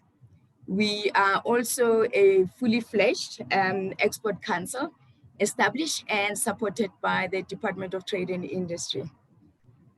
My question is to Gavin Kelly. In your industry, I assume that a large number of participants as private sector. How has that contributed in making your journey or perhaps your objective easier, or your industry being run largely by private companies? Because I think that has an impact in terms of your success as an industry body, and some of your wins that you have had in terms of assisting your members. Two, with regards to the Economic Regulation Transport Bill, do you believe that proper consultation was done and not? And what is the impact? Would you be forwarding a comment to the provincial legislature? And what will be the benefit of this Economic Regulation Transport Bill? And yeah, that's it for my side for now. Thank you, Marcella. Gavin? Thank you. Thank you very much for those questions. Right. Let's start with your first question. I'm not quite sure how you want me to answer that. Obviously, being an association with predominantly private company members are generally focused on one thing and one thing only, and that is being able to operate their business as efficiently as possible. Profit isn't always the important driving motive. It is important to make profit because obviously with a profit you can expand your business, and that's generally what profits are used for, that you can expand your business both in terms of technologies, both in terms of how you operate, the methods you use to maintain your competitive edge. That's really what profit does. Yes, it's nice to have a couple of bucks in the bank to throw around, but you find very, very few times that profit is just squandered away on frivolous things. So we have members who are in the logistics field. They're not necessarily only in the road logistics field. So they take a very, very active interest in new technology, as well as anything that could and might affect their business models. And so if something comes along, and let's use the analogy of electric vehicles. I'm sure you all know about electric vehicles and the discussion that has waged between so-called dirty engines and electric vehicles. And a number of our members have spent vast amounts of money in research, in piloting projects, in trying to get, for want of a better term, and I'm going to use it loosely, please, to get electric vehicles to work. So electric vehicles are new in their development. They don't have all the, for example, torque that a diesel engine has. So there are some challenges around that. So you find them trying out hybrids and what have you. So the one thing that I suppose we are very blessed with is that we have members who are continually trying to ensure that their businesses remain sustainable and that they can continue to operate, obviously at a profit, which will allow them then to remain competitive. Hopefully that answers your question. Maybe your question is, should that not be coming from the public sector? And I think, yes, it should be. And whether it's unique to South Africa that we don't seem to be like that, and I want to use the word seem, because I don't think we can tar all the departments and all the public servants with the same sort of brush. I think there are very capable individuals out there. There are some very, very good plans. And I think one of the discussions was, specifically from Liesel, how do we take these plans, and we've had these plans for a long time, and make them reality, make them work. So perhaps that's something that we need as a country to sell to the government, to the public service, is that this is about, and I think Mike said it, South Africa Inc.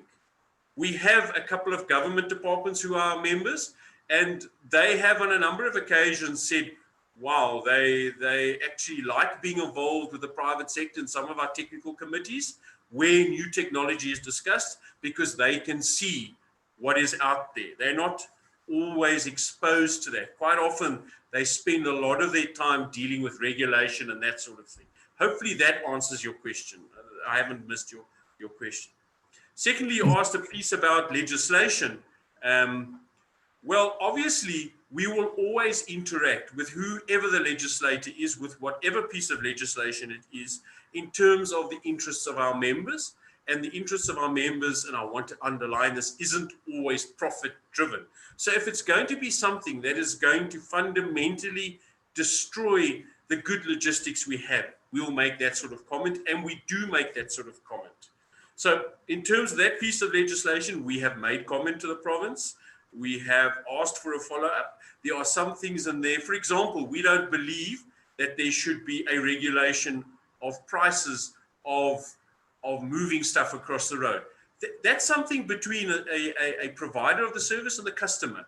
And as soon as you artificially fiddle with that, you start to have problems. So those are a couple of the things that we've raised. We've also said that we need to facilitate that new entrants in the market come into the market without an artificial support. There can be some programs to support them, but artificial support, its most dangerous thing is that when you withdraw it, there's a total collapse. So we've made comment in terms of some of those things and how to carefully regulate what you need to regulate. Don't regulate things that government shouldn't be playing with. Standards, making sure it's fair, yes, not the other things. So hopefully that covers those two questions. Or have I missed something, Harry? Kevin, thank you very much for that. We're running out of time for this panel, but we still have two panelists. Berlin, I just want to know if you can maybe hold your question for the second panel. We later on, after the next two presentations, we've got a panel discussion again. So maybe you can ask the question then. I want to give Eugene Gorard. Eugene, can you ask your question? Thank you very much, Harry.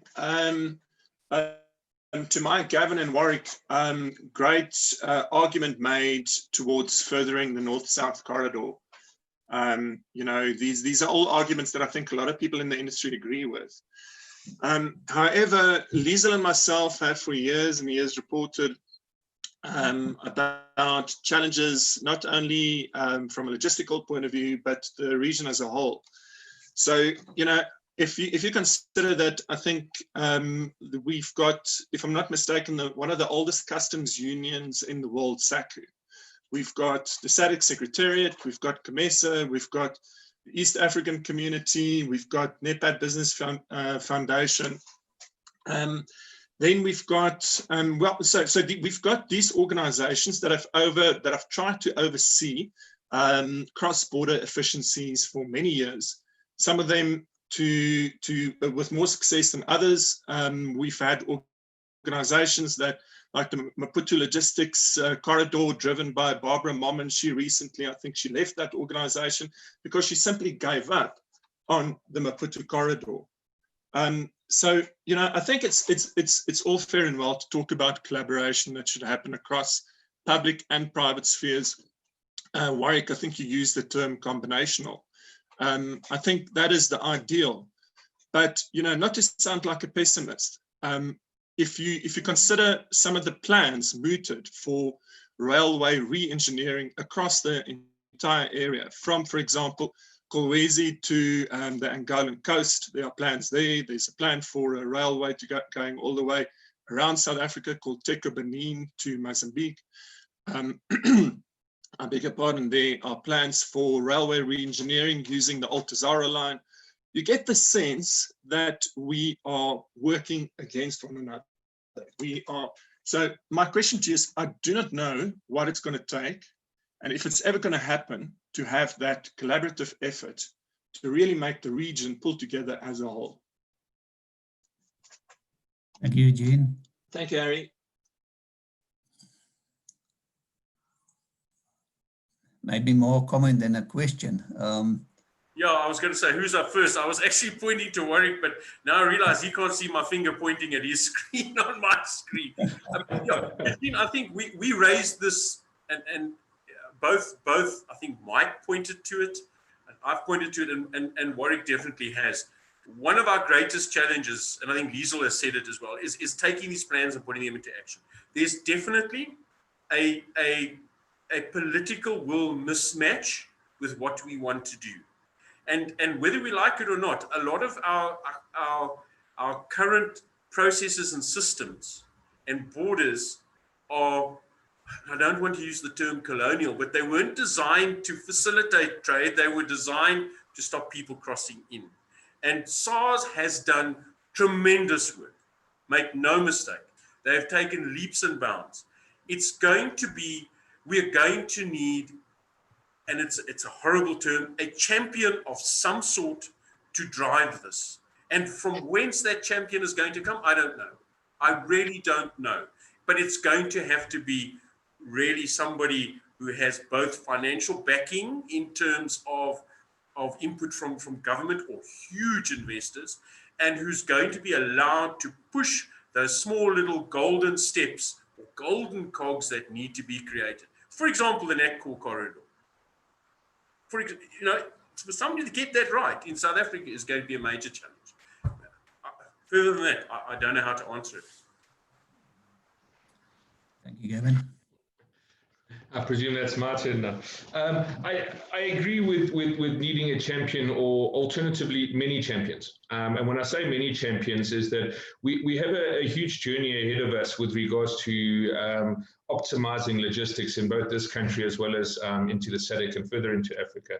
And in order to do that, you need to start. You need to do something. And sort of my view is, while having a champion, also show some traction or delivery in one of the line items that have been identified that forms part of the bigger system or the bigger logistics system.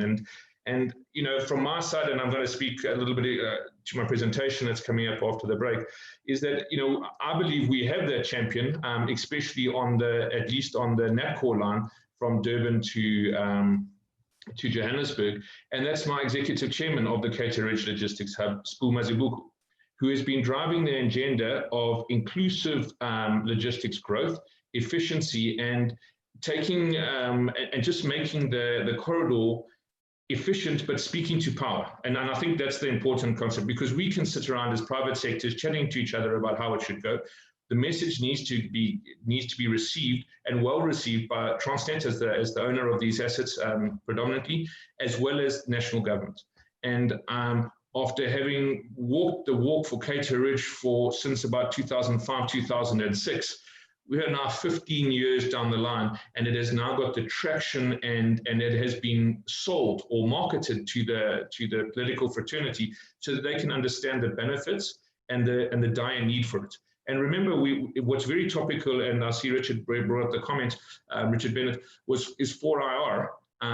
And as part of that, where we can track everything, guys, if our logistics efficiency is not there, then we're going to miss out on the next boat. Now, let's not, as a South Africa and as a continent, we cannot afford to do that. And I believe that is the way to do it. So my view is that we need a champion, yes. I believe we have one, especially on our side. And secondly, we need to start. There needs to be yellow machines on site on whichever project, guys. Obviously, I'm going to push mine, but on any other project would be show the goodwill and intent. Thank you. Thank you, Warwick. Well said.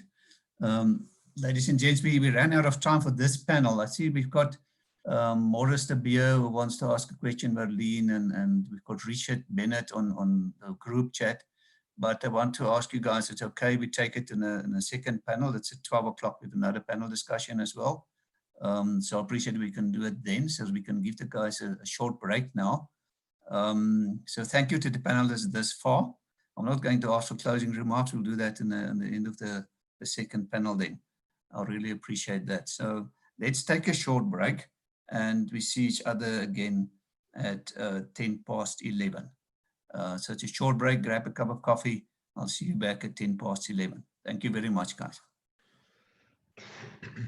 Our next presenter then will be Warwick Lord. He's the Chief Executive Officer, Cato Ridge Logistics Hub Consortium. And he's going to talk to us about addressing the bottleneck. Thank you very much, Warwick. Cool, thanks, Harry. Let me just share my screen quickly. Bear with me a second, please.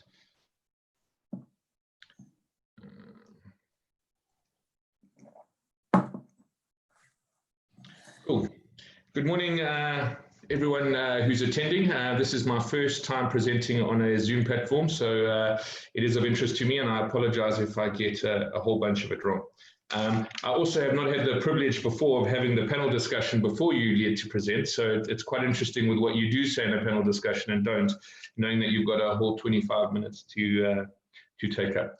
So on that note, I'd just like to thank you. And what I'm going to discuss today as part of the bigger North-South corridor investment, specifically the big issues is the starting point that we spoke about, i.e. identifying what the current faulty nut or the weakest link in the chain is in order to address that as a starting point to a much longer and wider journey that talks to logistics and optimization and efficiency throughout the logistics chain in not only South Africa, but further afield into Africa as well.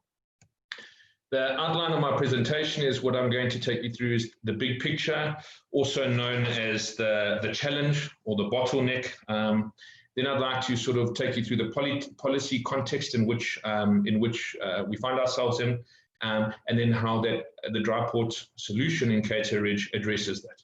And then finally, because this is an investment conference, a North-South investment conference, I'll also take you through some of the important investment numbers in and around the Cato Ridge dry port. Harry, you'll stop me if I'm not heard or glitching or if there's any specific questions. It's difficult not to have feedback, which you're very used to normally. So guys, the big picture is Durban Port is the start point of the NACOR and is where a lot of the issues or frustrations is currently being experienced. It is a significant port and is one of the biggest ports and busiest ports on the African continent, and it handles significant amounts of break bulk vehicles, dry bulk, and containerized goods. The issue with, and we can look at many examples, international examples are well placed as well, where the advent of ports and port cities and how they came about. And I think it's important for us to understand where we've come from in order to understand why we have the challenge we do, and therefore we could also find ways to not have that challenge again and address it in a more permanent basis.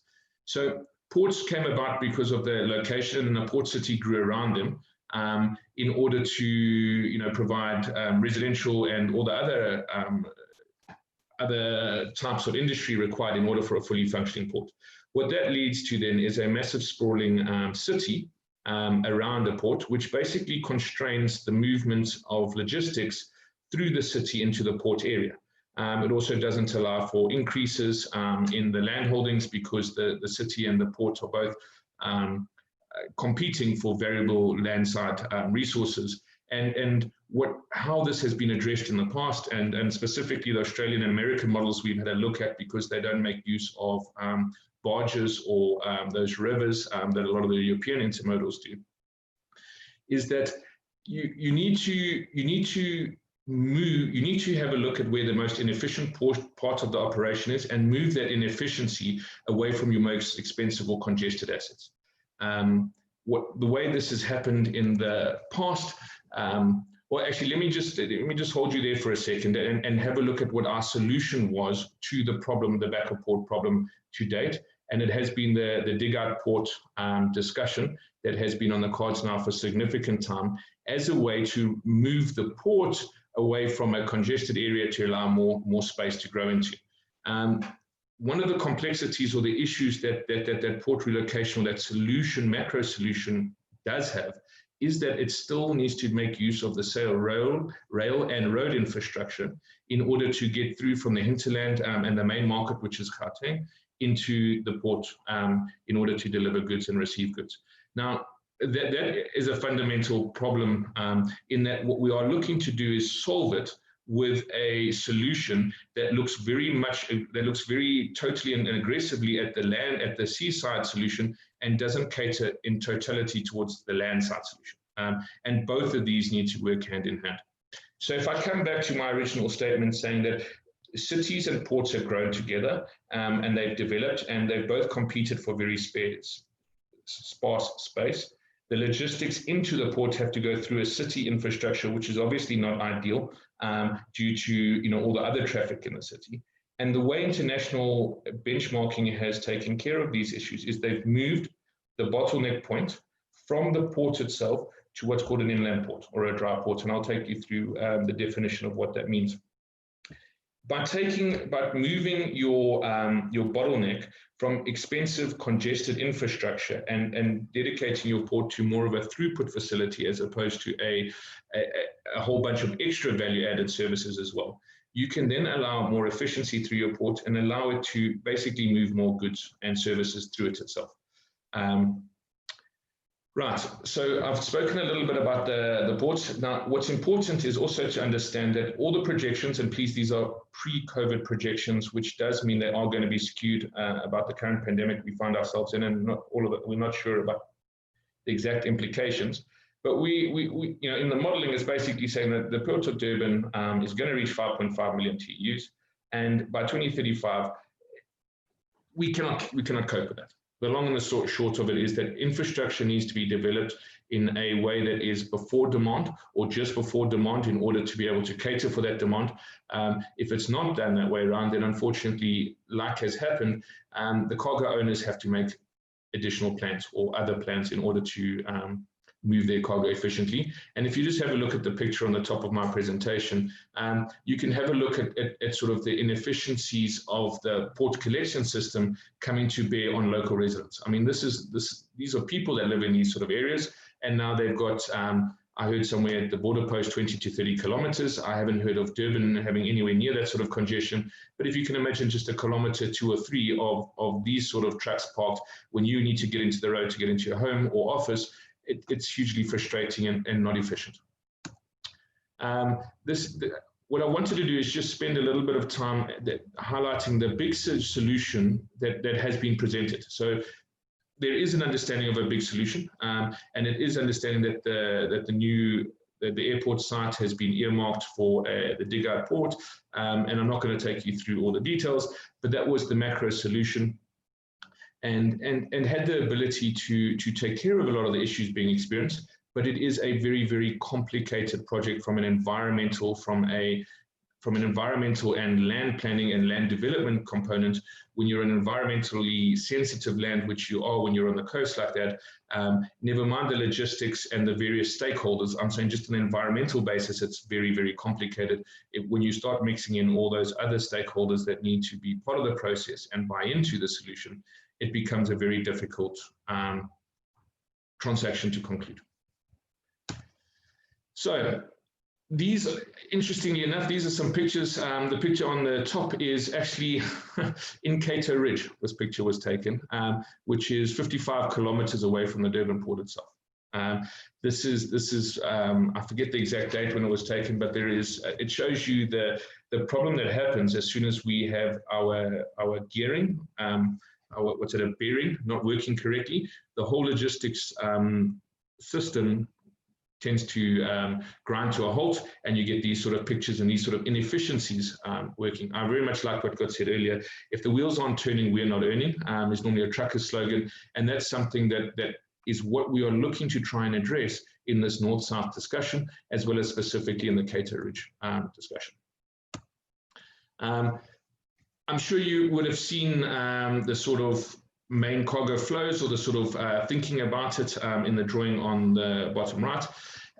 Most of the cargo that arrives at Durban Port is for Gauteng or further SADC regions, a high percentage of the goods.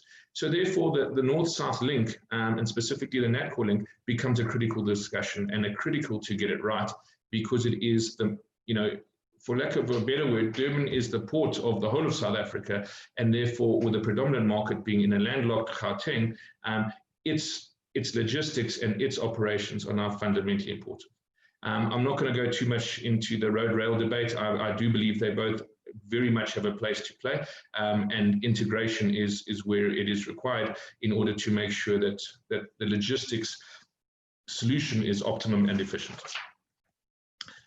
Then you start having still exploring the problem that we've experienced. Is Durban has a short supply of logistics/industrial land in which to put on these large warehouses and distribution centers that are required in order to optimally handle cargo, especially in this fourth industrial revolution / online retail that's now making itself felt, and especially in this country to such a high degree. In that you've already seen big box developments start going out. And when I say big box, I mean big warehouses, like the picture you're seeing at the top. That is the Mr. Price warehouse in Hammersdale. There's also now many other facilities, as well as value up towards Cato Ridge, and I see Bakers have also completed their development. That the big box warehouses have already moved away from the congested Durban CBD area to areas along the N3 in order to be able to afford, because firstly it's cheaper land, secondly it's on the logistics leg that they're going, so it's not like going north or it's not like going east or west when you want to go north-south. You're on the N3 and therefore making a portion of your journey already in the correct direction.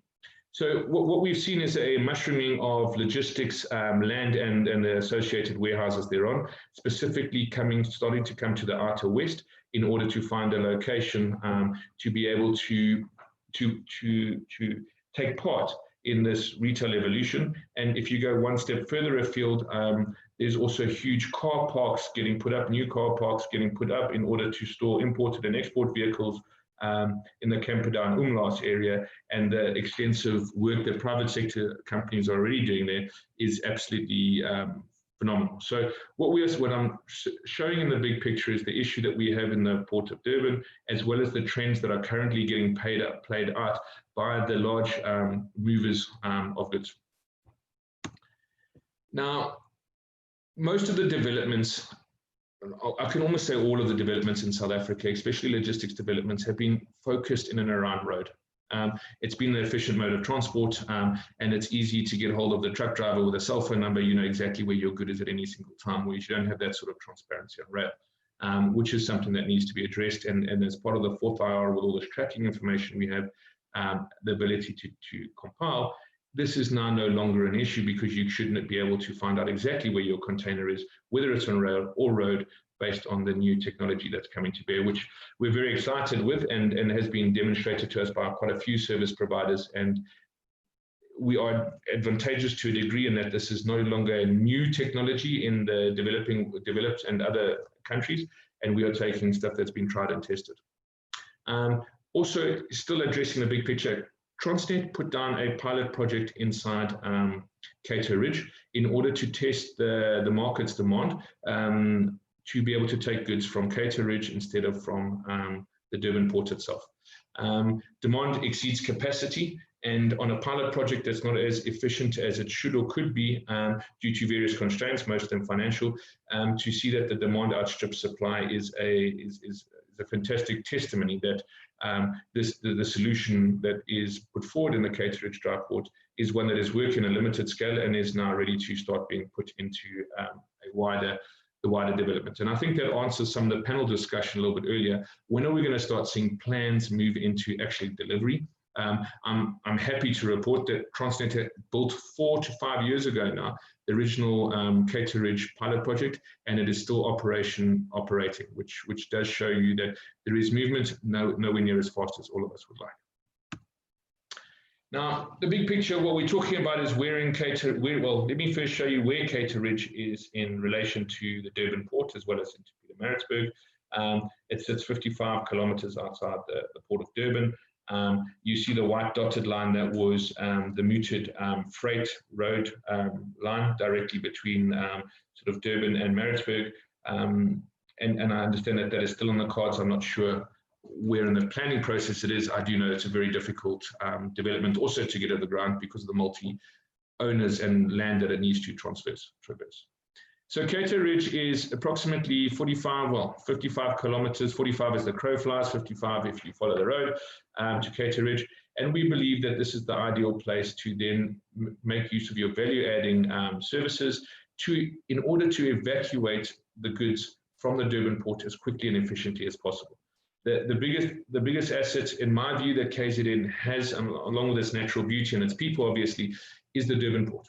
And being the port of South Africa is a very important position in KZN, and it needs to be driven and marketed, and political will also needs to understand the importance thereof, as it is. We don't have to create something new, it is here already. If we can take it and make it work better than it currently is, for the benefit of all, for the whole country in logistics, it obviously makes a lot of sense and is something that we see a lot of traction on now. Right, Cateridge in terms of policy context, and because these slides will be available, I'm not going to go through them in any detail. What I would like to highlight, and this is very topical based on our conversation and the panel discussion, is that governments that we are dealing with, and that's at national, provincial, and municipal level, are amazingly supportive of our project and understand the need in order to decongest the Durban port, decongest Durban city, and improve the logistics. This has been recognized by the Cateridge Dry Port project, being recognized as a catalytic project for both the Metro eThekwini as well as the province. The province have also recently, end of last year, beginning of this year, established a war room and a project facilitation unit, whereby we now have provincial and municipal members sitting in 7 different work streams in order to enable the collaboration to happen that's required in order to get a project over the line. Now, we mentioned on this before, what are the big holdups of the North-South corridor getting developed? It's the collaborative nature of all the stakeholders that are required in order to bring a systematic change. Now, to change a system is difficult. To change a piece of land or a little company is relatively easy in the scheme of things, and that's the challenge. And what we are encouraged by is that not only do we now have a project facilitation unit sitting with 7 work streams that are chaired by the CEO of Trade and Investment KZN and the COO of eThekwini, it's now been elevated even further, and we've been registered as a post-economic COVID relief project in order to stimulate the infrastructure development that's required in order to ignite growth. There is an understanding, and I hope you saw that come through in the Sustainable Infrastructure Development Symposium, that there is a huge understanding that government, and specifically the presidency, has regarding infrastructure and the enabling multiplier effect, and I think the word getting used was flywheel effect that it has, which means a small spark or a small catalyst will lead to further crowding in of private sector funding, and hence the economic growth that we also desperately need. So what you have to, governments also have a lot of competing interests, and it's important to understand what our role is in terms of that is to put forward a solution that is workable and demonstrate how it is workable. It was interesting what Mark was saying. That's exactly the process he's going through now with Transnet on the rail runners, and going through the proof of concept as well as all the testing in order to get it running. These step-by-step approaches are important, and the interaction is required. And the importance, I can't stress enough, and I do keep stressing, but if governments and private sector and communities and role players are not all aligned, then these big infrastructure projects, specifically the North-South corridor, then is not able to be developed the way it should do.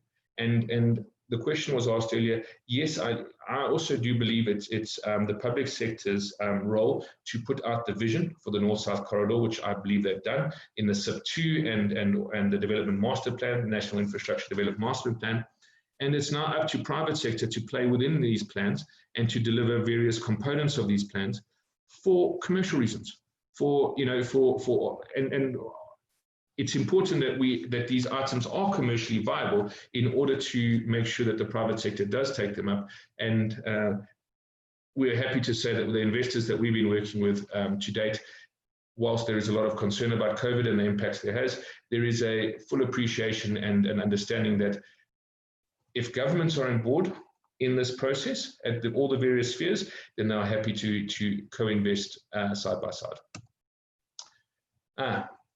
So I think you guys have had a look at this plan previously. It just talks to the various corridors, specifically from the various rail lines, and talks to, you can have a look that there is a wide network throughout the sort of Africa or Southern African region.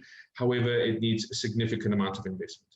And my view is let's rather keep what we have and make it better than scrap and build new. And that's what we'd like. I think, and also got said earlier, that what we don't want to do is we have this infrastructure forever. Let's make sure it is done correctly the first time. I've just got something I'd like to read, and it's a quote. It's an extract from the Bowman's report, and it's specifically from Robert Lee, and he's the chairman and senior partner. It says the shortcomings in infrastructure development across Africa are well known, but there is a flip side to this. With 3/4 of the continent's infrastructure yet to be built, we have the opportunity to leapfrog straight to a more sustainable, inclusive society in ways that elude developed regions grappling with aging legacy installations. Seizing this opportunity necessitates an urgent rethink of how we conceive, design, build, and manage infrastructure. Infrastructure that is implemented in a suboptimal way remains in place for decades, failing to catalyze the developments they were intended to and constraining the options open to government and citizens.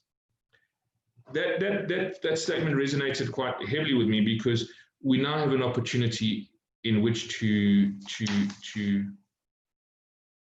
improve the efficiency of our logistics, to be bold, to do stuff in a way that maybe 2019 wasn't possible.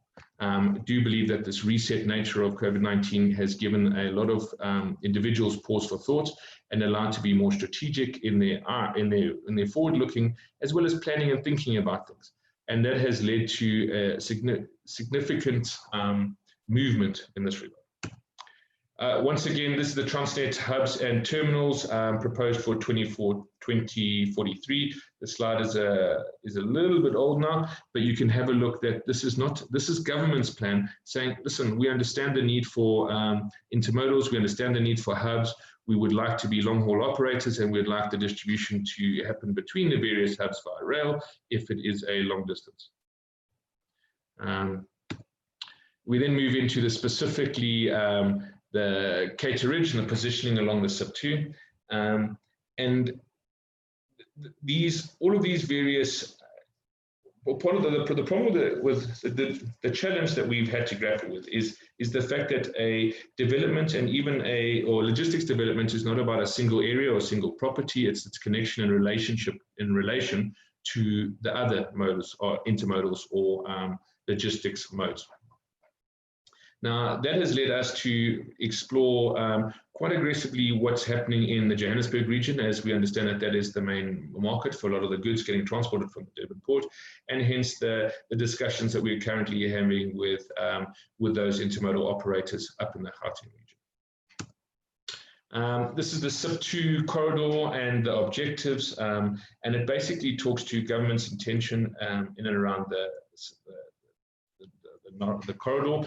And we've been very fortunate to be included in the SIB2 project corridor, as well as the fact that these now meet regularly in order to address some of the core issues being experienced. And this is hugely helped with a lot of the stuff that is ultimately outside the individual developers of the various portions. And when I say stuff like agricultural release, Section 1770s, electricity or water rights, just environmental approvals, etc., in order to make this vision a reality. It isn't integrated, it is currently not as integrated as it would like to be. However, there is a huge role to play, and we're very happy to say that government, Transnet are also very involved in this, but government are leading this from the front. I'm going to skip the eThekwini spatial region just to have a look at where the north, south, central, and outer west lie on the slide picture on the left. It's important that you have a look at the outer west on the main road through to Gauteng, the N3, is one of the few areas in eThekwini that has the required flat infrastructure, not flat topography, sorry, and makes development easier for the larger boxes. It is also the only location in eThekwini where it's suitable, where 3 modes of transport combine. So we have the combination of road, rail, and pipeline, which is very necessary when we start talking about multimodal transport. We're also happy to say that the Cater Ridge Local Area Plan was revised local area plan was released in 2018, and that shows how our dry port development fits inside the local area plan, and therefore is endorsed by eThekwini. What is a dry port all about? And maybe I should have started with this a little bit earlier. Basically, all it is firstly, a multimodal is a system whereby you have multi-modes of transport or container or any goods changing from one mode of transport to another. When you bring in a dry port element to it, it means that you would get SARS and customs sitting there in order to have that process and the checking to take place outside of the congested Durban port area and move to Cater Ridge. So what we are planning is a fully fledged solution in order to cope with the efficiencies required, but understanding that it's not a single line item. I keep coming back to the bearing discussion because I think that was very pertinent. All the various bearings of the full system need to be working in conjunction. Harry, just a quick check on time. I unfortunately didn't start my stopwatch when I started. I'm checking your time quickly as well. Let's say another 5 minutes. Oops, okay, got a bit stuck. Right, I've touched on the unique location with regards to road, rail, and pipeline all being in the same facility. Proximity to seaport, international best benchmarking says wants to be within 100 kilometers of the port area itself in order to get out of the congested area, yet be close enough not to have a serious cost on that line item. I also went through. The important bit is, guys, we're not talking about something, we're talking about expanding and improving a pilot that's already existing. It's not a concept that is still sitting on the drawing board. This is a concept that has been tested and piloted. Okay, so the dry port solution just takes you through how the cargo would move with regards to in and out and dry bulk as well. Now, I'd like to just spend a little bit of time on this slide, and I think it's important to understand because all of us at private sector want to look at public sector in its various spheres and understand what its plans are so that we can make our plans around it. We've had the privilege of collaborating with Transnet now for approximately 7 years in a work stream in order to develop the dry port concept to ensure that it is rail friendly and starts achieving some of the SA Inc. objectives, which is changing the road to rail relationship and also finding new ways in which to move logistics more efficiently or goods more efficiently. So first and foremost is Transnet's involvement in the project is very important to them because the Durban port's congestion issues are well known and well understood. The expansion of port capacity is not possible due to infrastructure, due to the city's encroachment, as well as the businesses that have set up there. Another important issue is the element of our relationship with Transnet is it defers their investment required at the Durban port for a period by creating more efficiencies through the Durban port for goods to now be handled at Cater Ridge. And this is not funded at all by Transnet or the Fiscus. This is a private sector-led development, which is obviously in this fiscally constrained environment a huge boon in that it's not putting more issue.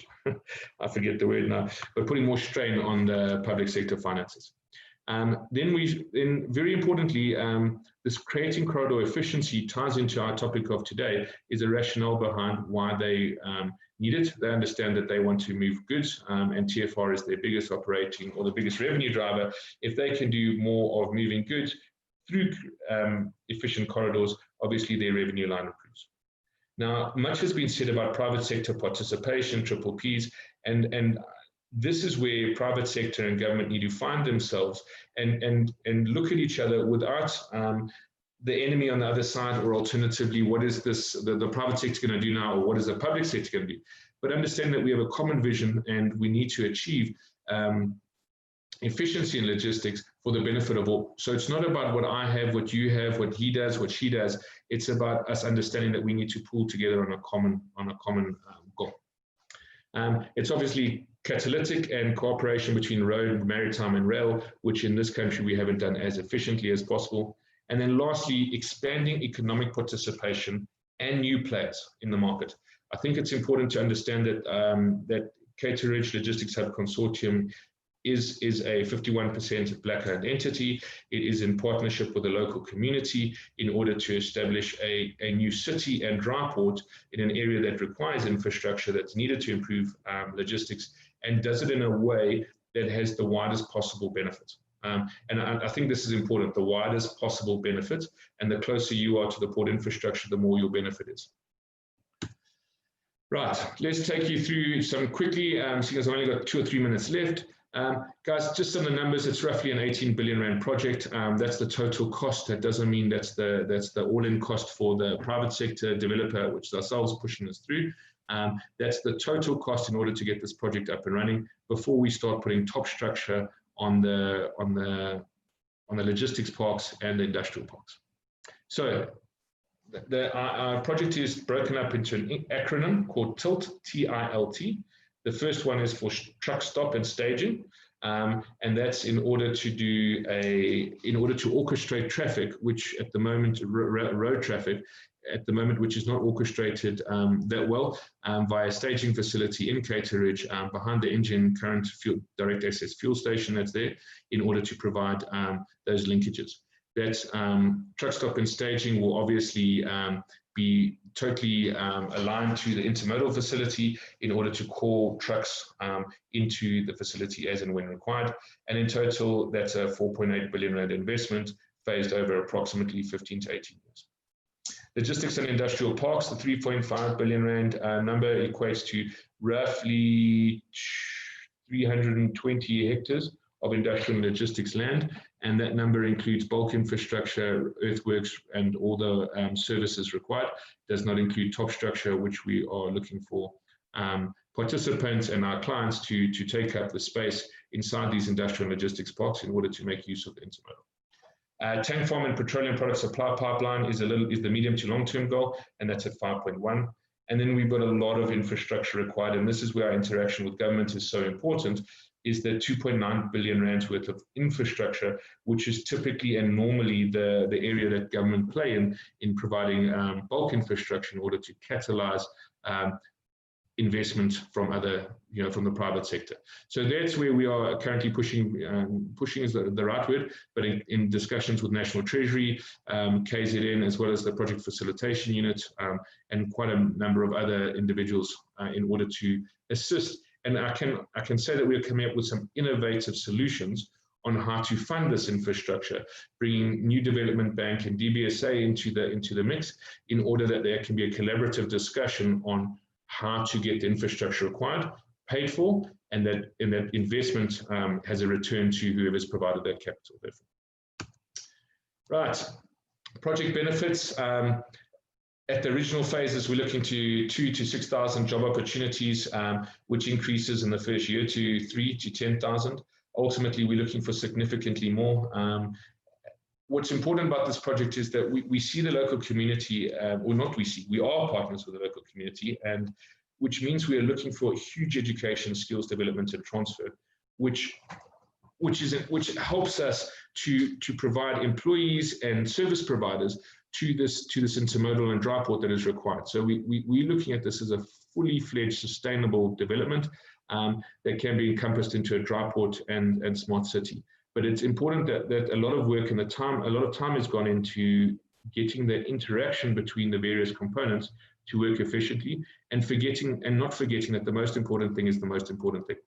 It is important that the way we do this development is broad-based, that the rewards are spread far and wide, and to make this efficient. Optimization is the key that we discuss. Right, project benefits, reduce logistics costs. We haven't gone to the same degree of modeling the logistics costs that Rail Runner has. We would need to, we have international benchmarks that we wouldn't want to make use of, as the South African environment with its topography is slightly different. Right, project support. Guys, we've spoken through the project support, so I won't go through that in any sort of detail, but we are just what's not included in that side, like I said, is the Sustainable Infrastructure Development Symposium that we are now part of, and looking forward to that creating an enabling environment. With that, I thank you and apologies for rushing the last bit of the presentation through. If there are any questions, please feel free to ask, and I thank you. Mark, thank you so much. Rest assured, we'll back you in getting efficiency in our logistics system in South Africa, and to make things that we have better. And improve on what we have. So thank you very much for this. I'm sure that people are looking forward to talk to you in the panel discussion, which we'll do just now. So thank you very much, Warwick. Let me just put up our program again.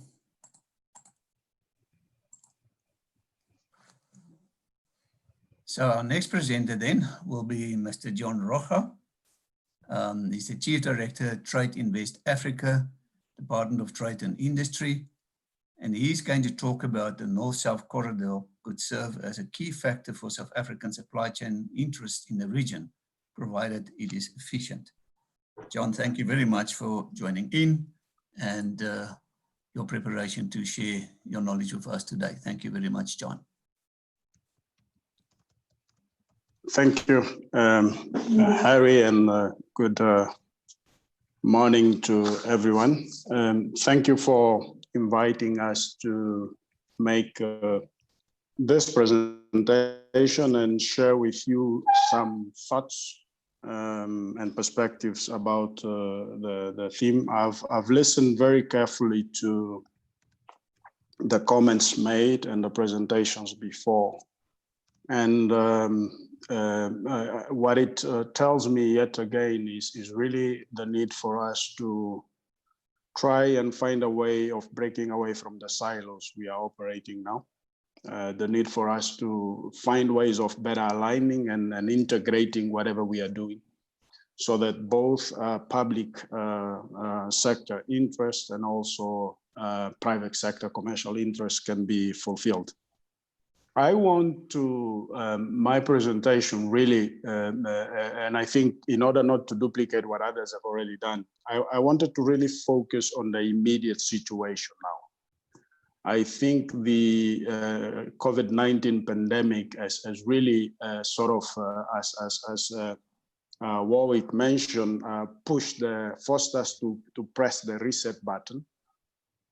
And I think because we also do not know how the epidemiology and the evolution of this virus is going to be in the next 6 or 12 or months or 24, there are things we need to start thinking of in order to effectively respond and answer the question that you put here, which is how we can enhance efficiencies along these corridors in order to open up the opportunities for South Africa to be able to supply higher levels of volumes of goods into the countries north of our borders. And so I want to touch on that. So my focus today is really going to be on the immediate situation, but hopefully it will lay the ground for us to also start looking medium to long term. What is it that we need to do as a country what is it we need to do as public sector, as government, but also as private sector together to move the process forward. Just to give you an idea, I had a unit called Trade in West Africa. It was set up about 3 years in 2016 at the Department of Trade, Industry and Competition. I want to underline that that's our new name as we have merged with Economic Development Department. And we were established for one main reason. One is to work closely with South African companies to push our exports and particularly to try and grow beyond the space which we largely dominate, which is Southern Africa and particularly in SACO, but to also try and increase our penetration in East and West Africa and also to a certain extent Central and North Africa. Now, so, and our approach to achieve this is underpinned by 3 key pillars. One is the promotion of bilateral trade. So we believe increasing South African export, but also looking for opportunities for us to start importing more goods to South Africa. And I believe from a transport perspective, it will help lower the transport cost as well. So that's one of our goals. The second is the pillar of industrialization, because what we are finding in our interaction with many other countries, and the COVID-19 pandemic has sort of accentuated the need for that, or the urgency for that, is that many other countries also aspiring to produce certain goods and also export goods to South Africa. And I think as we're talking about supply chains, the two-way trade becomes very critical. So working together with transport operators that we can identify and the manufacturers, those opportunities where we can enhance that, and particularly along the North-South corridor is also right. The third pillar of our approach and strategy is infrastructure development. Now, as DTI, as trade investor, our major mandate is to promote trade. But what we also believe is that unless we tackle the pillars of industrialization and infrastructure development, we are not going to make much progress. So my presentation, what I'll share with you very quickly, I want to look at a number of things, particularly within the prism of the COVID-19 pandemic. But I hope that this will also accentuate some of the major challenges that we face as governments, but also as private sector in increasing intra-Africa or intra-regional trade between our countries. So I'll touch a little bit on some of the COVID-19 measures that have been undertaken along the North-South corridor by different countries. I will share with you just some data on the impact on our exports for the month of April when we had the hard lockdown. And the numbers we have for May have not really, it has improved a little bit, but it still shows that we still have major challenges. I will also try to highlight which are some of the areas where we need to better coordinate and integrate public and private, but also across borders, both now and in the future.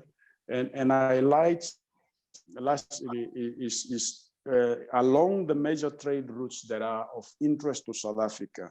Where do we need to align? In what areas specifically with COVID or without COVID going forward? I'll then close by sharing with you what are the SADC guidelines that have been adopted and some of the conversations that need to start already now in order to get us moving forward and ensure that our economies across the region does not collapse simply because some of the measures that are being taken are also an hindrance to increase levels of trade. This gives you really a picture of what the situation is.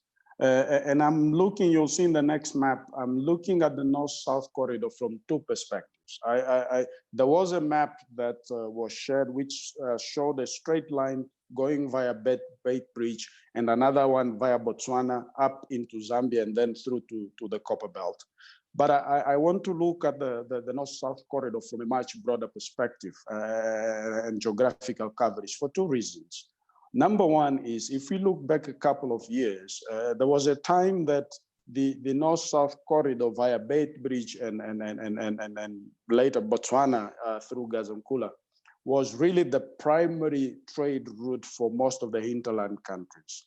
But this picture is beginning to change because there is new competition coming in. I mean, Namibia in the West Coast pushing the Walvis Bay corridor very strongly trying to position itself as to what they call the SADC mole, where it's the major entry point, including through Zambia into the DRC. We also have Mozambique aspiring to play a strong role with the Beira and the Nacala corridors as well. And there are other plans, in fact, that I'm aware of for combined rail and port infrastructure developments that are planned in Mozambique.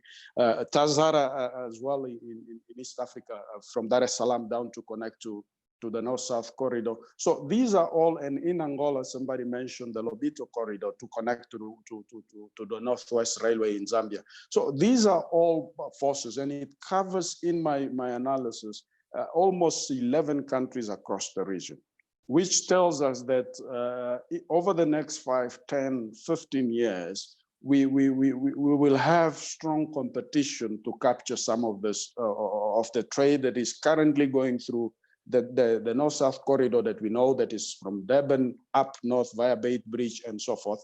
Things are going to change over the next 5, 10, 15, 20 years.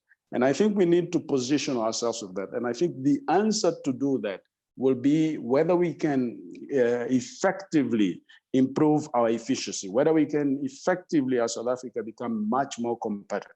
And that's the major challenge that we have. Now, looking at the measures that have been undertaken across some of these 11 countries that I consider the North-South corridor, what you begin to see, you'll have this presentation, is that there is a lot of contradictions in terms of some of the measures taken nationally, domestically, with the imperative to promote cross-border trade.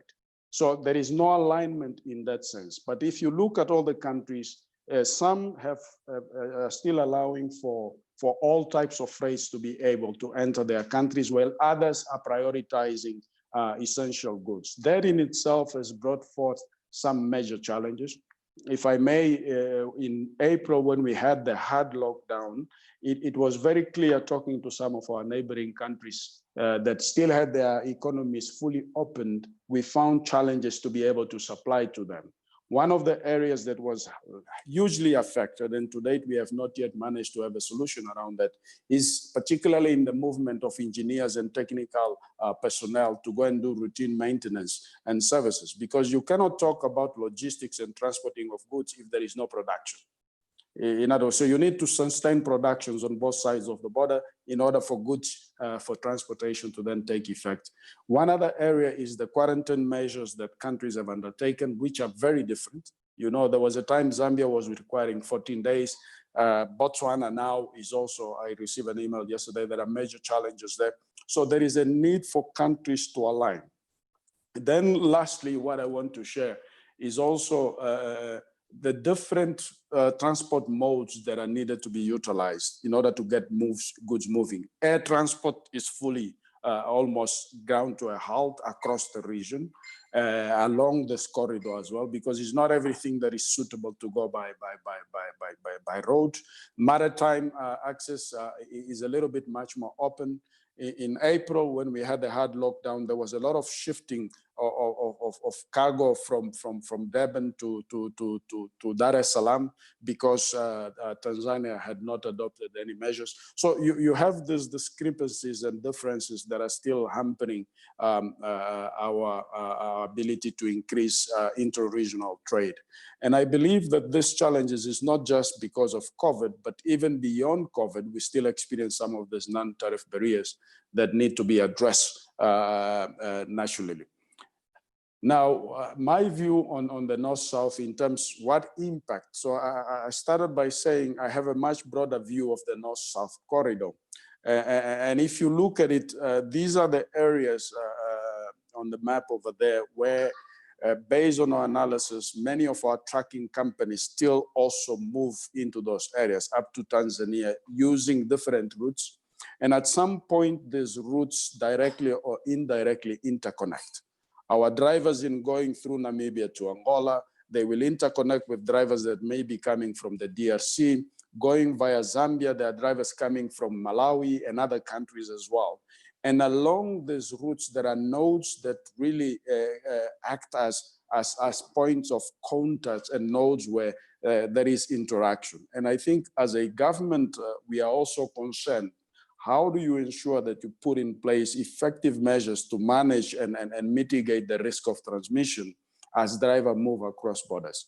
And this in particular calls for the need for alignment, because unless we do it, we are going to continue to face challenges because country A is not aligned with country B. And when drivers move from South Africa to Zambia, on their way back, they may face problems in Zambia, in Botswana, and we don't, or in Zimbabwe, and we don't have put in place systems to quarantine drivers in case when he crosses Botswana, he tests that he is COVID positive. What happens then?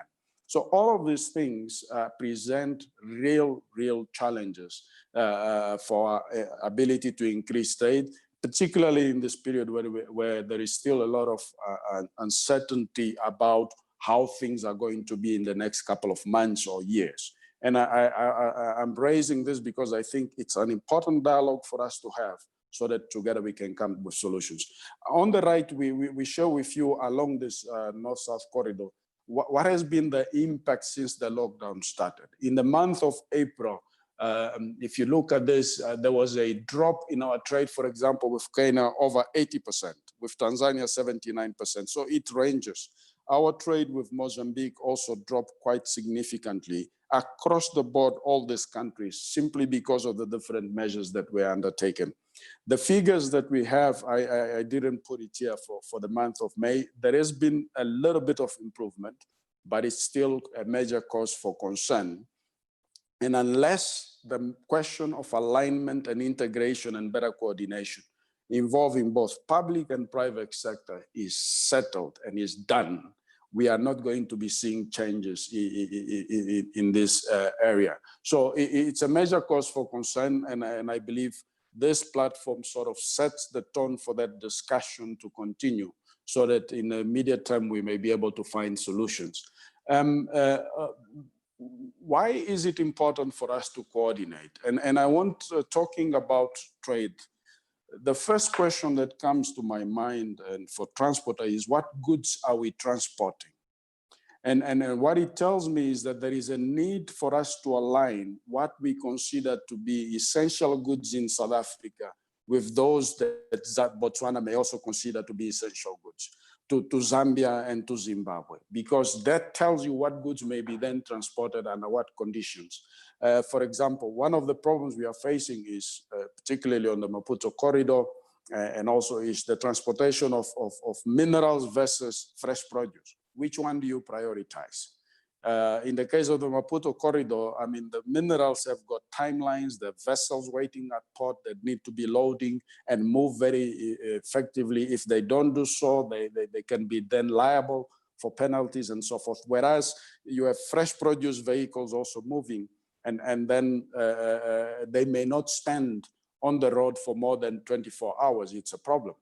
In the case of Beit Bridge, I believe, listening for our people on the ground, they have sort of also prohibited the movement of smaller trucks below 3 tons. So, but when you look at who comes to South Africa to buy a lot of the goods, are not really the big, the small traders as well, that sometimes utilize that route. So understanding what the major economic activities are in each other's countries and what goods are needed to ensure that that economic activity can continue is also important, because that then tells us what goods do we still have to transport, and by what means do we get certain goods from South Africa into those countries. And I believe the measures undertaken so far have not really managed or addressed that particular issue. So from a South African perspective, on the right, we have that graph. So we are looking, what should we be focusing on under the current condition going forward? Agriculture is one, inputs and other stuff, and also finished product. Construction, in some countries, infrastructure development is still going, even though minimally, but it's still going, and there are indications that it may be ramped up. So it's important to understand the range of activities so that as South Africa, we know what goods do we need to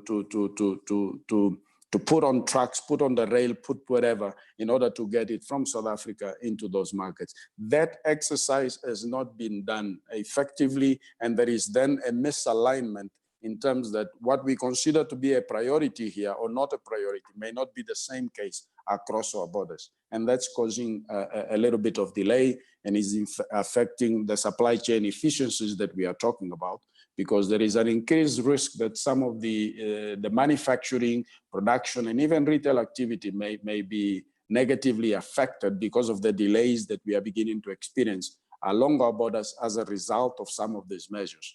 And for Africa, the situation or the region becomes even more serious, because as we can see, the numbers are spiking, and as numbers spikes, the tendency is for countries to then adopt more inward-looking measures that may then present themselves to be a constraint to trade and to our supply chain efficiency. So it's important to bear this in mind. And as government DTI, what we would want to do with private sector is to together deliberate on these issues and understand what are the solutions that we think are workable in order to address the challenges. Let us look at our major trade routes as you saw on that map. If you look on the left, we have the number of South African players from the transport and logistics, the producers, and everybody else that is involved. There are at least 3 key border points that we need to cross when we are engaging or trading with Africa. And when we are talking about supply chain efficiencies, in each one of these cross-border points, the dynamics are different, the policies are different, the measures undertaken are different, the situation is different. The ability of the infrastructure to carry higher volumes of trade at one go is also quite limited. So if we look in the first line of defense here, we have our borders with Lesotho, with Mozambique, with Zimbabwe, with Botswana, with Namibia and Swatini. I also included Angola because of our presence by ShopRite and some of our retail companies that use the Trans-Kalahari corridor and Transkunene to get into Angola. So there is a direct connection between our trucking companies going into those markets. And to what extent are the measures in each one of these countries currently and also in the future under normal circumstances aligned to allow the supply chain efficiencies to be able to operate much more effectively. One of the issues is, for instance, in terms of screening, you find that drivers have to screen on this side of the border and on the other side of the border. That in itself causes delay because the driver must park his car, must park his truck in order to be able to cross the border. So all of these issues means that it is increasing costs, it's causing significant delays, and we need to address it. Then if you go, in order to get to the second tier markets, again, talking Angola, Zambia, and the DRC, there are certain borders we need to go through. And the delays in each one of these going up and down is also increasing the lead time to delivery. And we need to find ways to resolve it while still ensuring that we comply with the COVID-19 regulations. And then what we also see is that if you look further, is particularly in terms of our connection with East Africa, what you realize is that there are some truck companies, transporters going via Tanzania. And then from Tanzania goes to Eastern DRC, to Burundi, to Rwanda, and at some point also to Uganda. So one needs to fully understand how is the flow of personnel and movement of people being undertaken in those areas, disinfecting of trucks and goods, and how will that then be managed in order to ensure that on their return trip, they do not bring back the disease and the virus to their respective countries. So these are all important issues. And as government, we have this holistic picture, still understanding that there is a commercial imperative that we need to really push and promote in order to boost our economy as well. But what we need to really grapple with together is how do we work together as government and private sector to better manage the effects of this pandemic. And in my view, aligning all of these measures along these major corridors is going to be extremely important. Now, what are the measures that I believe we need to align to enhance supply chain efficiency? First one is public health and safety. That's a big priority. How do we do it? There are different options being explored, but in each one of them, there are flaws. And when Mike Daniel was making his presentation, and I looked at the solution that he was proposed, which can work fantastically, I think, if executed along the Maputo corridor. But I then asked myself, that would be at an expense of something. But I heard here that those things can work collaboratively, because the most important thing at this moment, how do we minimize human contact? So that, because that's where the big source of transmission is. How do we minimize that? And I believe the solution that he proposed or presented can, in one way or another, address that, because what it will do will then use another platform to be able to get our goods from point A to point B. And how do we manage? But then the question is, what's the speed and the scale for ramping up production and delivery of those under the current scenario, so that we can begin to reduce the high volumes of trucks that we're seeing standing idle at some of the borders, which are already creating a number of problems. So we need to be a little bit very practical. The second point is immigration and border security. The management and flow, and I'll show you a bit the SADC guideline, what it says. How do you police and monitor the movement of truck drivers? Because they test on one side, test on another side, screen when they get to Porto, to their final destination. On the way back, there are a number of stops along the route. How do we monitor that? How do we ensure that they don't become a source of transmission? Because there is that fear in many countries that are also affecting the efficiency of the whole system.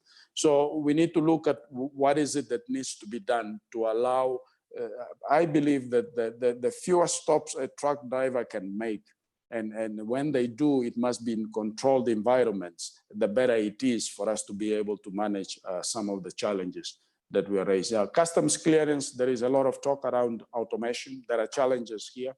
I've consulted with a lot of individuals. I think, Gavin, we had a meeting Gavin Kelly, weeks ago. And these matters arise, but there are other very specific issues when it comes to government that need to be considered, so that ultimately a solution can be identified that is beneficial to everybody. Freight and transport sector area, infrastructure, I mean, trucks are stopping more and more along certain routes. There is no sufficient infrastructure for them to park, and even for the drivers to have good conditions to sleep or to rest a little bit. All of these things are very pertinent, and we're not talking about the quality of the roads to allow greater speed in moving. The number 5 is certification, quality, and standards. Our discussion, one of the issues that is also coming up is, and we see this evolving in China, where they are now looking, I think it was Solomon, to say that there was potentially a source of coronavirus contamination, whether it was from Sweden or Norway or whatever. And I think the uncertainty and also the fact that many countries do not know what's happening across borders is forcing countries to adopt very stringent measures that are causing delays and are increasing the cost. Now, how we then incorporate this issue of certifying that a particular manufacturer, a particular transport operator is COVID-19 proof or certified, that they are obeying the need to disinfect their trucks whenever the law says they need, that they are practicing social distancing, is really a major challenge. And one needs to look at practical ways to address this issue, because if we don't, it's going to cause the delays. And as the numbers spike, as I said before, countries will close down their borders, and there'll be a major social and humanitarian catastrophe on our hands. Lastly, infrastructure development, roads and bridges. I want to concur with one point that Gavin Kelly made. I believe it was him, was around that the interventions along corridors cannot be piecemeal. You cannot pick one bridge and improve on it, but everything else remains in a dilapidated state. What is required is a holistic, integrated intervention by the different players that ultimately ensures that this corridors, the North-South corridor, become as efficient and facilitates the smooth flows of people and goods along that corridor in a very seamless manner. That is what is important. But to do so requires the ability to mobilize and bring a plethora of players across government, Home Affairs, SARS, police, military, wherever they are involved, health authorities in this particular case, and many others. And I think we have some good lessons to learn how this was handled to manage the the HIV pandemic. So I want to share this with you to say this is something we need to talk about, providing in order to make the North-South corridor much more efficient. It's not just about the social, the infrastructure, but I think there is also a human element that needs to be properly addressed. In that officials that operate and individuals and even the truck drivers understand the need for the application of some rules and regulations that are going to make us or force us not to operate as we used to. That there is a new normal in place and that we'll need to be able to respect that. But ultimately that whatever we do, there is an interconnectedness and linkages that puts all of us together in the same space, no matter the distance that separates us. And we have an obligation to be able to manage all of this. And this is what I'm trying to show on the map on the right. If you look at the closure of borders and measures that have been undertaken and restrictions imposed, it almost surrounds our country, South Africa, with a lot of such measures. And in order for us to overcome it, we need to discuss it. Lastly, SADC, to address this question of misalignment and poor coordination, they developed the SADC regional guidelines to harmonize and facilitate cross-border transport. The main objectives of these guidelines, I'm sure many of you have seen it, limit the spread of the virus, facilitate the implementation of cross-border transport, and it also aims to facilitate alignment and coordination of the different domestic measures. But it says very clearly that these things need to be done by member states. So there is a need for country-to-country negotiations, for example, on the North-South corridor, ourselves with Zambia, with Zimbabwe, to ensure there is alignment and smooth movement of goods via Zimbabwe to Zambia into the DRC, via Botswana as well. So we need the measures we may agree with Zimbabwe on one side may not be the same that we'll agree with Botswana. It depends on country to country.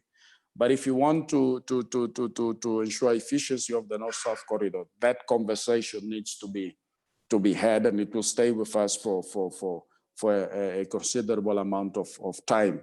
The interventions that the SADC guidelines foresee, number one at the center is the regulation of trade and transport.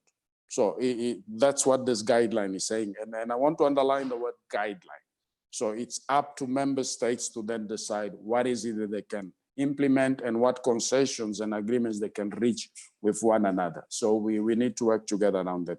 The second outside circle here is simplification and automation of processes.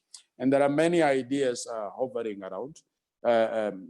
Not every one of them is perfect, but I think we will be forced by circumstances to agree to some kind of model. At the moment, you have paper systems in different countries. It has its pros and cons. It also contributes to delay. How can and how much and what type of information are you able to automate and be able to share across board from private to public sector? And all of this are also issues for us to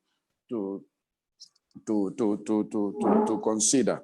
And lastly, then you have information sharing, and that is important as well. It's a major issue so that border posts can know when a truck departs a particular point, it's coming, it will be reaching here, and they can do proper planning as well, and many other information that can be shared. In the case of COVID, for example, is the screening, the temperature reading, and all of that. So drivers do it. Some of them are now doing it when they depart the loading point, but when they reach at the border, there are many stops, they do it again, and so they do it several times. And that in itself is causing a bit of delay. Number 4, I spoke about the cross-border movement of passengers, particularly engineering and maintenance crew. If your truck goes and has a problem, how do you then fix it? If the factory you are supplying to has a problem, how do you fix it? Because what it's telling us is that you cannot transport goods unless they are manufactured. And many countries are now insisting, for instance, in the case of COVID, that they too want to be able to be given the opportunity to manufacture. And lastly, the actions by all the key actors. So it's government, it's yourself, the transport operators, the investors, the manufacturers, everybody along the value chain. There is a need for us to consider the implications of whatever decisions or ideas we may have to the work of the other. As government, we have a broader mandate, which is, and at top of that is really public health and safety. We need to ensure it, but we also have an obligation to ensure that the economic activity continues to work. And in the case of the region and the North-South corridor, so that partnership and cooperation across borders is going to be critical to remove all the inefficiencies along the system. And those include policy, other regulatory measures. It also includes infrastructure. It includes human factor. It includes, and financial in this particular case, because government purses are being negatively affected as well. So it's a lot of food for thought, but as government, we have started that process. We are willing to continue to engage, and we look forward to expand this conversation beyond the borders of South Africa with our other partner countries along the North-South corridor. Thank you very much. John, thank you so much. And indeed, you are engaging as we see it now, and we're experiencing it. So thank you very much for this great presentation, and you actually highlight workable solutions for this corridor, you know, and to sensitize us the need to collaborate and to align, and the impact of COVID-19 across the borders all over we go. It's so important. So the consultations and negotiations, we wish you all the best with that, and we can assure you of our support and the way forward. I've been communicating and collaborating and aligning. This is also what the forum is all about. So thank you very much for that. So we're going to start now with the second panel discussion. And there's been people that, 3 people, Berlin, Richard Bennett, and Morris de Beer. They 3 people that didn't have an opportunity to the previous panel discussion to ask their questions. So I'm quickly going to give them opportunity, then I'll give the journalists again opportunity, and then the rest of the group. So Berlin, let's get to you. Do you still have a question to ask?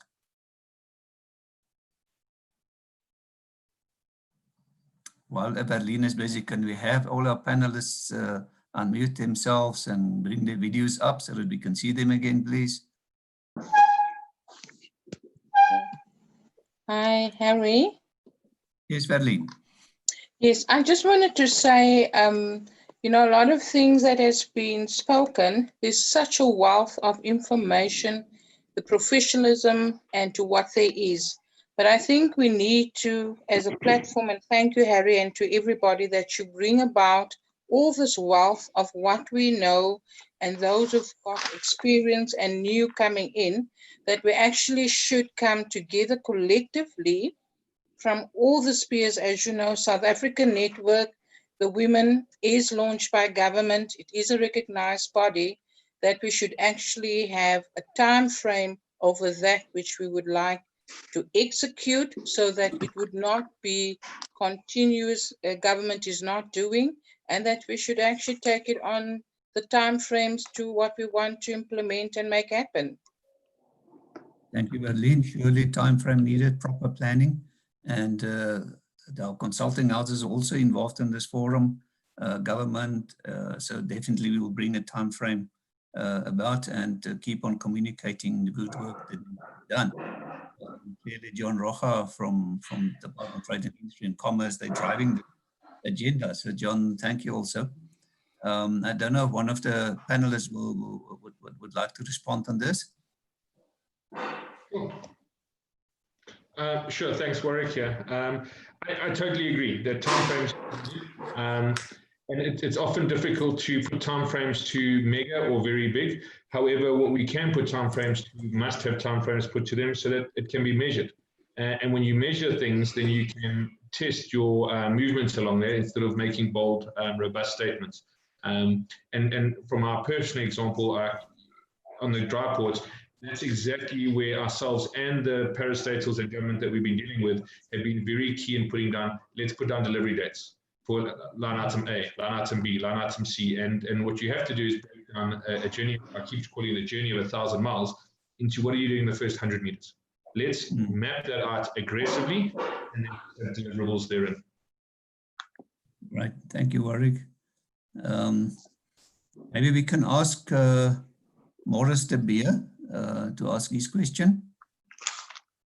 Thanks, Harry. Yes, Morris de Beer here. I don't know if you can hear me. Yes, we can.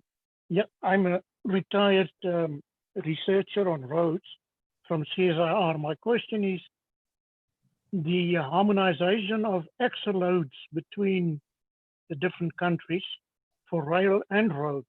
We know that South Africa, the legal axle load is 8 tons for trucks, but some other countries are running at 11 or 13 tons per axle. And the same for rail. Do we have a standard? Are we going for 20 ton per axle or 22? Are there any of the panel members that is aware of all the implications of harmonization of all these axle loads, both on rail and roads? And lastly, I just want to put, we've got South Africa Inc., but I would go for Africa Inc., so that we can harmonize up, and then I think things will be flowing smoother if we've got the same specifications in the different countries. Thank you. Thank you, Morris. Very important one, and also obviously the impact of tax and stuff like that. But yeah, let's give the panelists a respond. Thank you, Gavin. Oh, yeah, I didn't catch the previous speaker's name. I was still chomping on salmon, according to Warwick. But anyway, yeah, standardization of axle mass load limits is an important thing, and it cannot happen in isolation. This is a very good example of some of the challenges that exist on a corridor, and I'm pleased that the question related to both road and rail, because that's exactly what happens, is that you will have, and we've had the example earlier on today of both the Richards Bay coal line and the Saldanha Sishen iron ore line operating world-class operations, but the axle mass load limits on those lines are way in excess of what's on the NATCOR corridor, which brings us exactly to a number of the challenges that we have. If we want to have a corridor that's going to run efficiently and successfully from the port to its destination, which could be Cairo, then we need to make sure that that corridor, that rail, that road can carry those axle mass loads. And of course, it has a whole continuation of, okay, the bridges along the route, blah, blah, blah, blah. But that's the important thing. The important thing is that standardization plays a role, but it shouldn't be the inhibitor, because that's what's happening currently. So if we know that the maximum axle mass load on a route, say for example, is 8 tons on a single axle, then we need to go to either that position where that maximum axle mass load is at its minimum and help to fix that, or we've got to start looking at whether on that corridor we run those sort of axle mass loads and continually so it runs seamlessly, but have different arrangements to compensate perhaps for that sort of mass load. I'm thinking on my feet, but it's standardization is important, yes, without killing somebody else's infrastructure. Thank you, Gavin. Thank you very much. Thank you. Right, let's give Richard Bennett. Richard, you've been talking a lot on the group chat as well, but maybe if you can summarize and ask a question.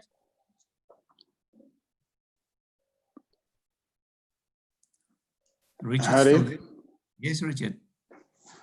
No, it's John. I wanted to make a comment about the last Thank you, John. question. Thank you. Yeah, is not. It touches a bit on standardization and why we oftentimes face struggles to harmonize. And I'm talking particularly as government in different countries. And somebody earlier on spoke about the need to expand economic participation. And based on experience and conversation that one has across borders, I ask myself is, what is the incentive that must be granted to a particular country for them to be able to do an expedite delivery of something? If we're talking about axle loads and so forth, it's one element. And unless we address the question of incentives, we are not going to, and I'm not talking incentives in terms of tax incentive, whatever. The incentive is the economic impact that a particular intervention is going to unlock in a given country. How many jobs is it going to create? How much investment is it going to attract into the particular country, such that that then acts as the incentive for countries to undertake and implement and ensure a particular policy or measure is implemented. Because what we find particularly today and for the past number of years is, and that's why as DTIC, we adopted an approach which says outward investment. Because we realize that when we interact with our partner countries, if we just talk about trade, if we just talk about exporting, we don't go that much further. How do we align our interventions such that we can create an environment where there is two-way trade happening? Because that's where the incentive comes. If I am sure that by aligning the axle load, it will simply means more trucks coming from South Africa to offload goods in my country, I may use that as a barrier to prevent that from happening. Because I know if I remove that, it means the number of trucks will increase. And what I want to talk to the transporters is that operators and logistic companies, you work closely with some of the manufacturers and the producers. You better than anybody else know what goods, what products are moving in the different markets, because you transport them. You have access to that data. How can we ensure taking the North-South corridor, if I may stick to that, and given the good work that the NEPAD Business Foundation has done, to ensure that we set up different work streams. I mean, for now, the big focus has been on the physical infrastructure. But how do we ensure that what Warwick presented around the dry ports, we can start looking along this corridor, where are the major nodal points where we can put up these types of infrastructure, because they are critical as well. Where do we start looking along the corridor for potential sites for industrial projects?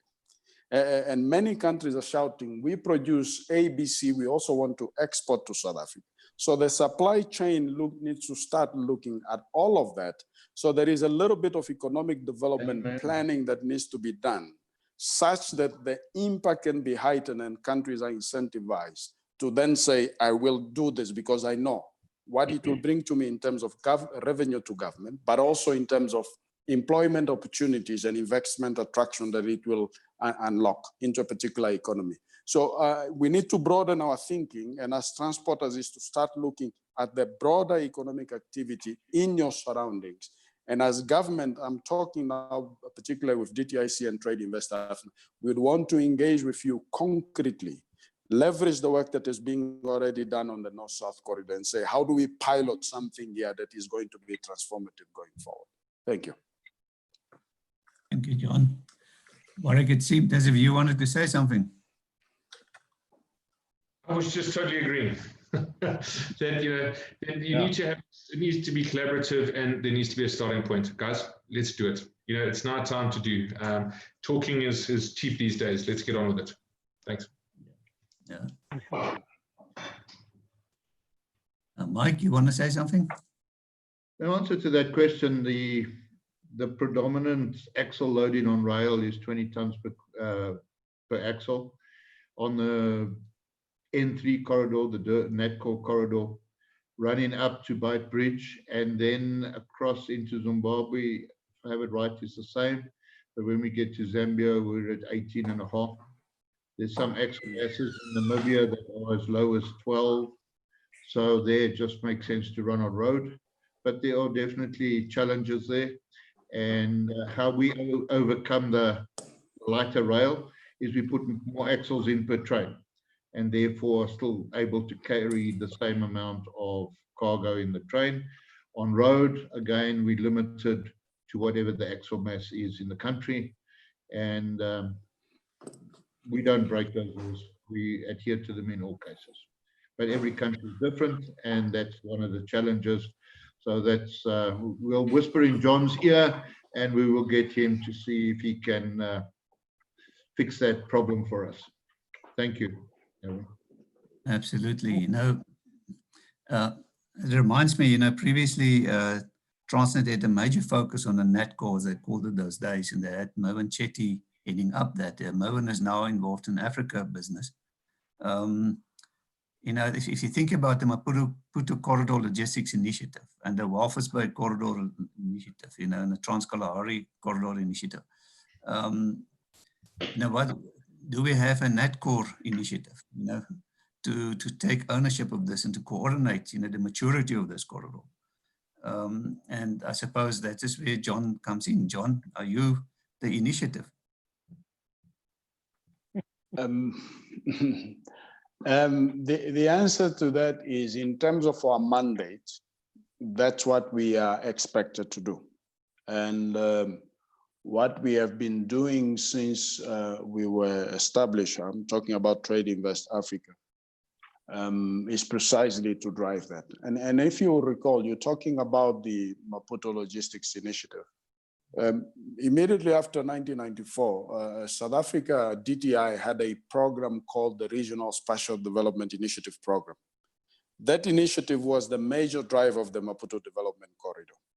And you can see the success of the Maputo Development Corridor, how it was launched with Mozal and everything else.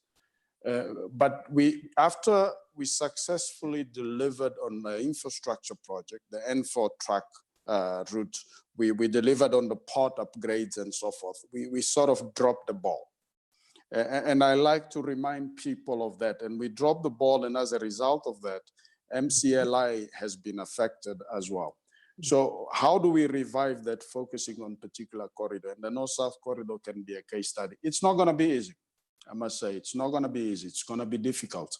But if there is goodwill amongst all of us, I think we can slowly begin to make progress towards the ideal state that we want it to be. We are prepared to engage in that sense, and that's why we are participating in these conversations, because we also recognize that we don't know everything, we don't have all the answers, and we need to work together with you in order to make progress. Absolutely. No, thank you for that, John. Gavin, you've been smiling a lot, so maybe you've got a comment there. Yeah, I think everybody gets the idea of what we need to do and where we need to go. And you know, in the last two presentations, very much again, the elephant in the room is this champion. And as Warwick was saying, it's not just one person, it needs to be a couple of people or a team, definitely. I think there are opportunities, definitely opportunities to solve this. And, you know, if I go back to the axle mass question very quickly, why do we not use smaller operators, guys who've got smaller axle masses to run things around? There are some lessons that are happening in Kenya and Tanzania where there are interesting alternatives to what we in South Africa know as small express parcel type, courier type deliveries, where guys are driving around on bicycles. I'd hate to know what the axle mass on a bicycle is, but anyway. So I think sometimes we overcomplicate the things we're trying to do. And it's actually getting that objective, understanding what our objective is. What is it that we want to do, and taking the steps to achieve those objectives. That's it. And we actually need to take the plans that we've developed, which are great plans, and start putting those plans into action. So exactly what John was saying, and I'm waffling now. But I think that's what we need to do. Thank you, Gavin. Very relevant. I think let's throw the table open a little bit for the journalists. Maybe is there journalists who want to ask a question?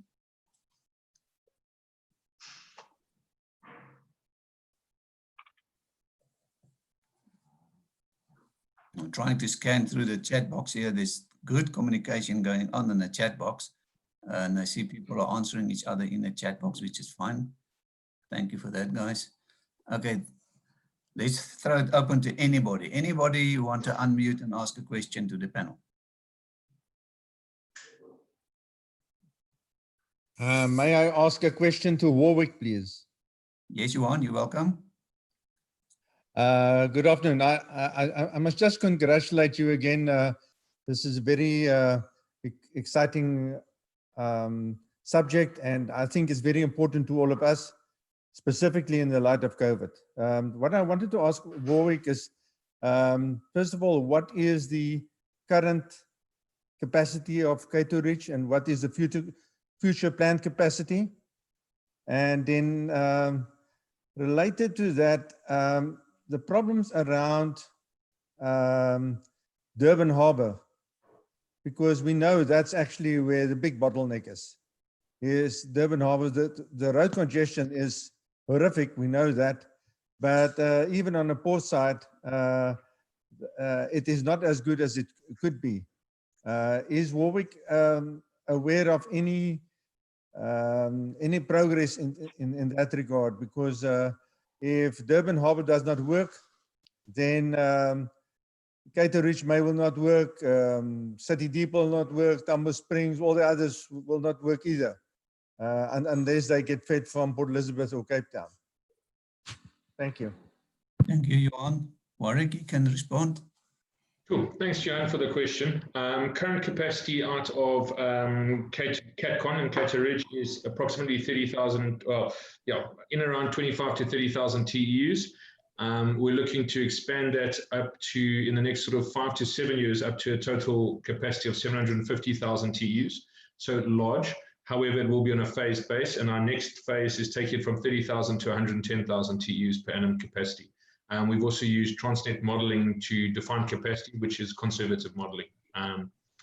Right, now you had a good question with regards to, and it talks to my topic, it's addressing the bottleneck. We have to address the bottleneck in order to get the solution going. We can't dance around it, and exactly that. The bottleneck at the moment is Durban Port and the inefficiency with regards to getting your cargo out of there for many reasons.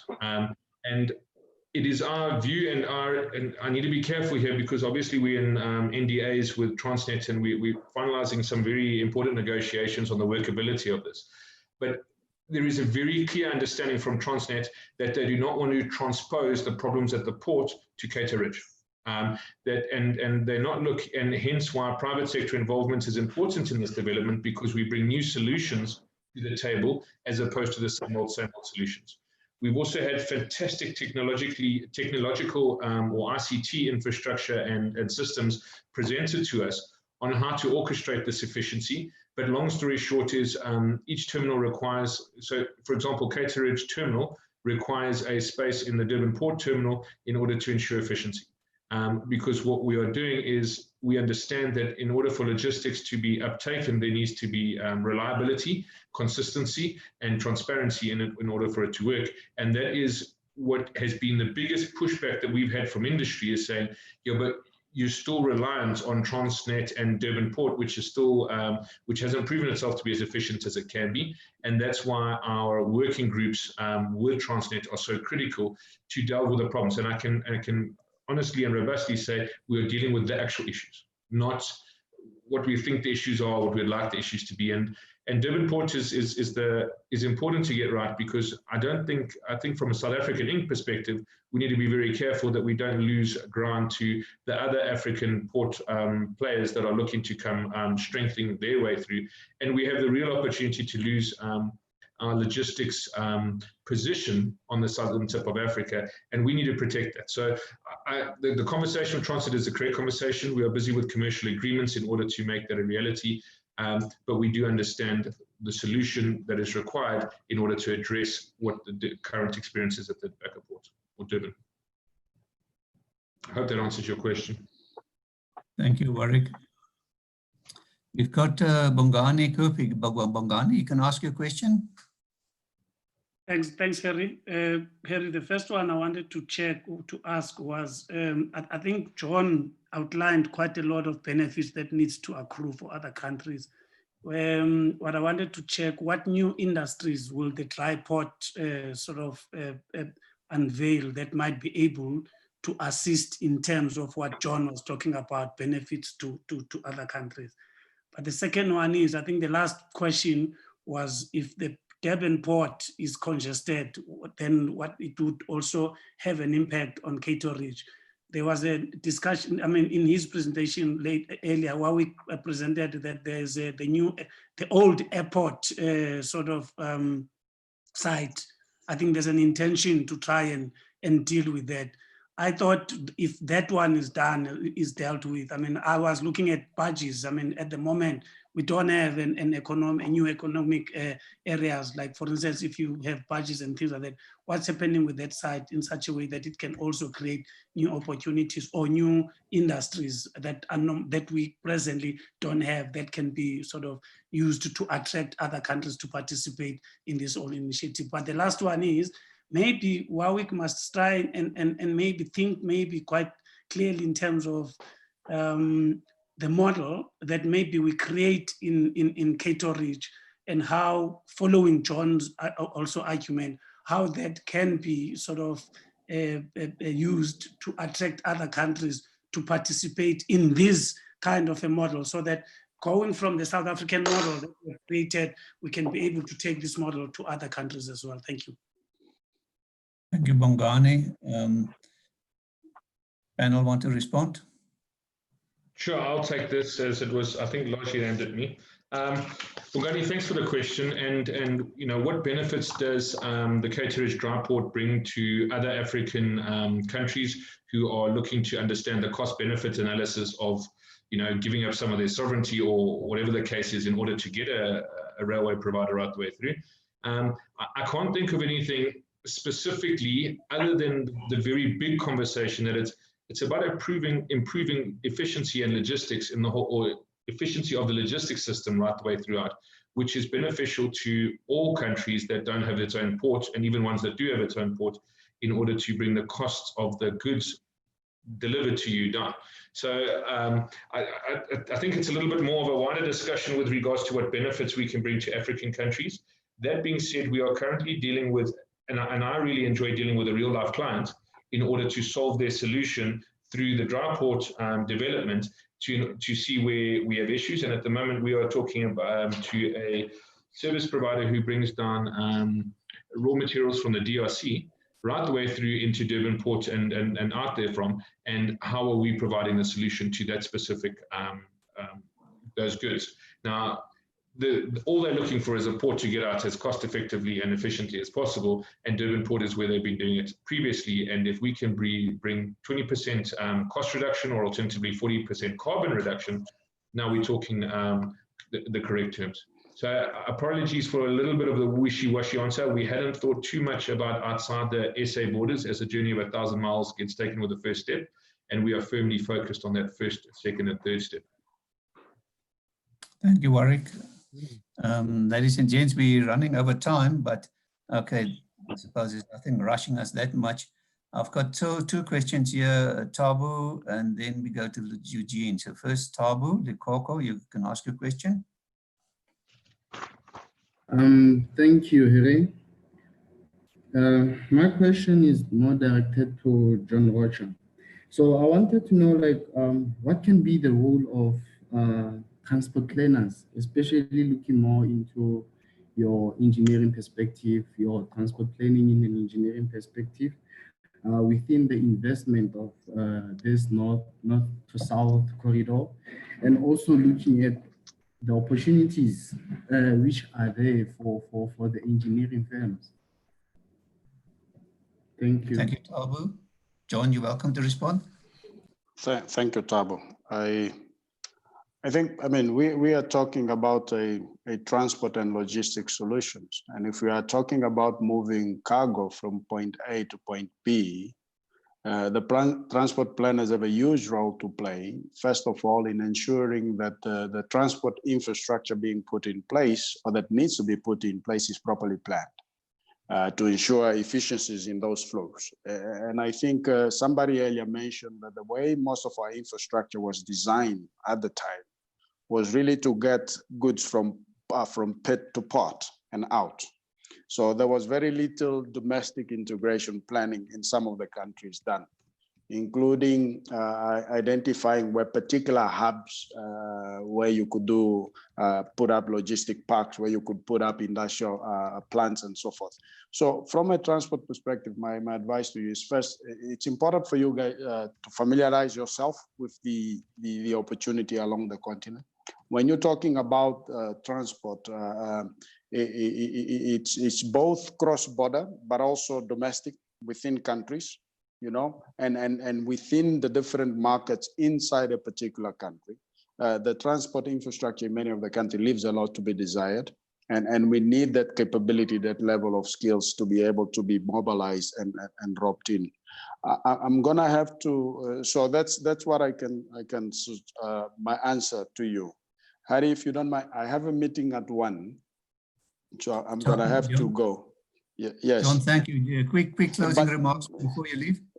Before I leave, I just want to say one thing. We have, and when I'm saying we is with DBSA, DTI, National Treasury, IDC, DERCO, PIC, and Export Credit Insurance Corporation, we have set up what we call as SA Inc. Steering Committee. And one of the reasons why we did that is because of many of the issues that have been highlighted here. We are going to be having a conversation with our infrastructure developers and construction companies around SA Inc. in African construction to talk about the infrastructure opportunities that we are losing. To give you an idea, based on reports, about $497 billion worth of project broke down in 2019, according to Deloitte data. Our share of that was 3.8%, which is very low. We want, I will propose to this group to also have a conversation with the transport operators, just focusing on the north-south corridor, so that we can start looking at the hard physical infrastructure, but also the other soft issues around the supply chains. And how can we coordinate our interventions to ensure that we start making progress in that regard? So that's what I want to leave here for you. I'm willing and prepared to have a further engagement with you so that we can then drill down on the concrete stuff that we can work together and mobilize resources to get progress and movement for going forward. Thank you very much. Thank you, John. We will definitely support you, and we're taking you up to take this further. Thank you. All the best of your meeting then. Thank you very much. Thank you for your participation. Bye. We really appreciate it. Thank you. Thank you. Warwick, should you want to say a word? Yeah. Unless it's closing remarks.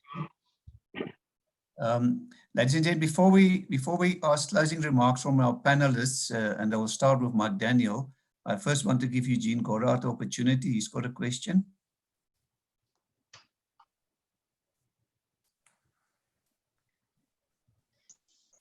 Thank you very much, Harry. Just a quick one. I know that apparently what the Port of Richards Bay does not really do containerization for whatever reason, but if anyone knows whether Richards Bay has ever been considered as an alternative port to Durban, considering the issues that we have been experiencing there. If it is the case that Richards Bay is simply an outlier port and is not to be used, I mean, you know, maybe someone can perhaps just elaborate on the issue. I mean, yeah, it's just about how come Richards Bay seems to be an outlier port, considering that the N17 road to Richards Bay seems to be in very good nick at the moment. They worked on it for years. But yeah, before I get too carried away, the question obviously is about Richards Port as an alternative access point other than Durban. Thank you, Eugene. Gavin, you said you want to respond? Yeah, just very, very briefly, Eugene, what might help you is that you need to understand all the ports in South Africa were developed way back when they were actually first developed to take specific cargoes. And the idea was to spread those cargoes around the seaports of South Africa. So, for example, East London was the grain port. Port Elizabeth in those days was the container port.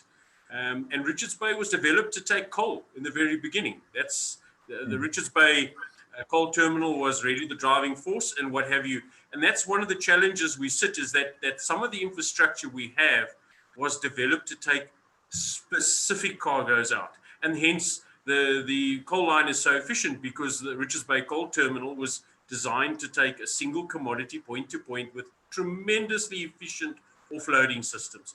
So part of the plan is to say, well, can we take some of the load away from the ports that are currently designated as the container port? Or is it the efficiency at the port we need to look at and not spend billions of rands developing for want of a better word, a container terminal up at Richards Bay? So that's part of it, but I know Warwick has some input too. Warwick. Thanks, Kevin. Gavin, you're always way too kind. It's specialization, and as soon as you start specializing, you can bring through more efficiencies. As soon as you start getting to bimodal, multimodal, many different products and goods you have to move, obviously your solutions need to become more multiple solutions, which makes it not as efficient and not as focused, but you do have more robustness. So I think it's more of a legacy issue than a sort of a predefined thought process at the moment.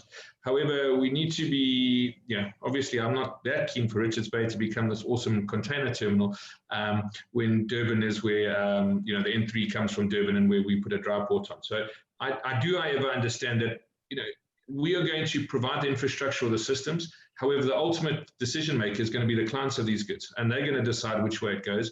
And how do they decide? Cost and efficiency. And that's what we all have to do, is be more cost and more efficient, and then we'll win the cargo that we need to. And from other countries, other ports, whatever the case is, it's beautifully, because it's very, very efficient in that regard. And cargo follows the most efficient cheap cost, and that's the start and the end of it. Okay. Thank you, Warwick. I appreciate it. Right, ladies and gents, before we go to the closing remarks, the last chance for anybody who I might have skipped, or somebody maybe got still a burning question for the panelists. We can quickly take a last question now.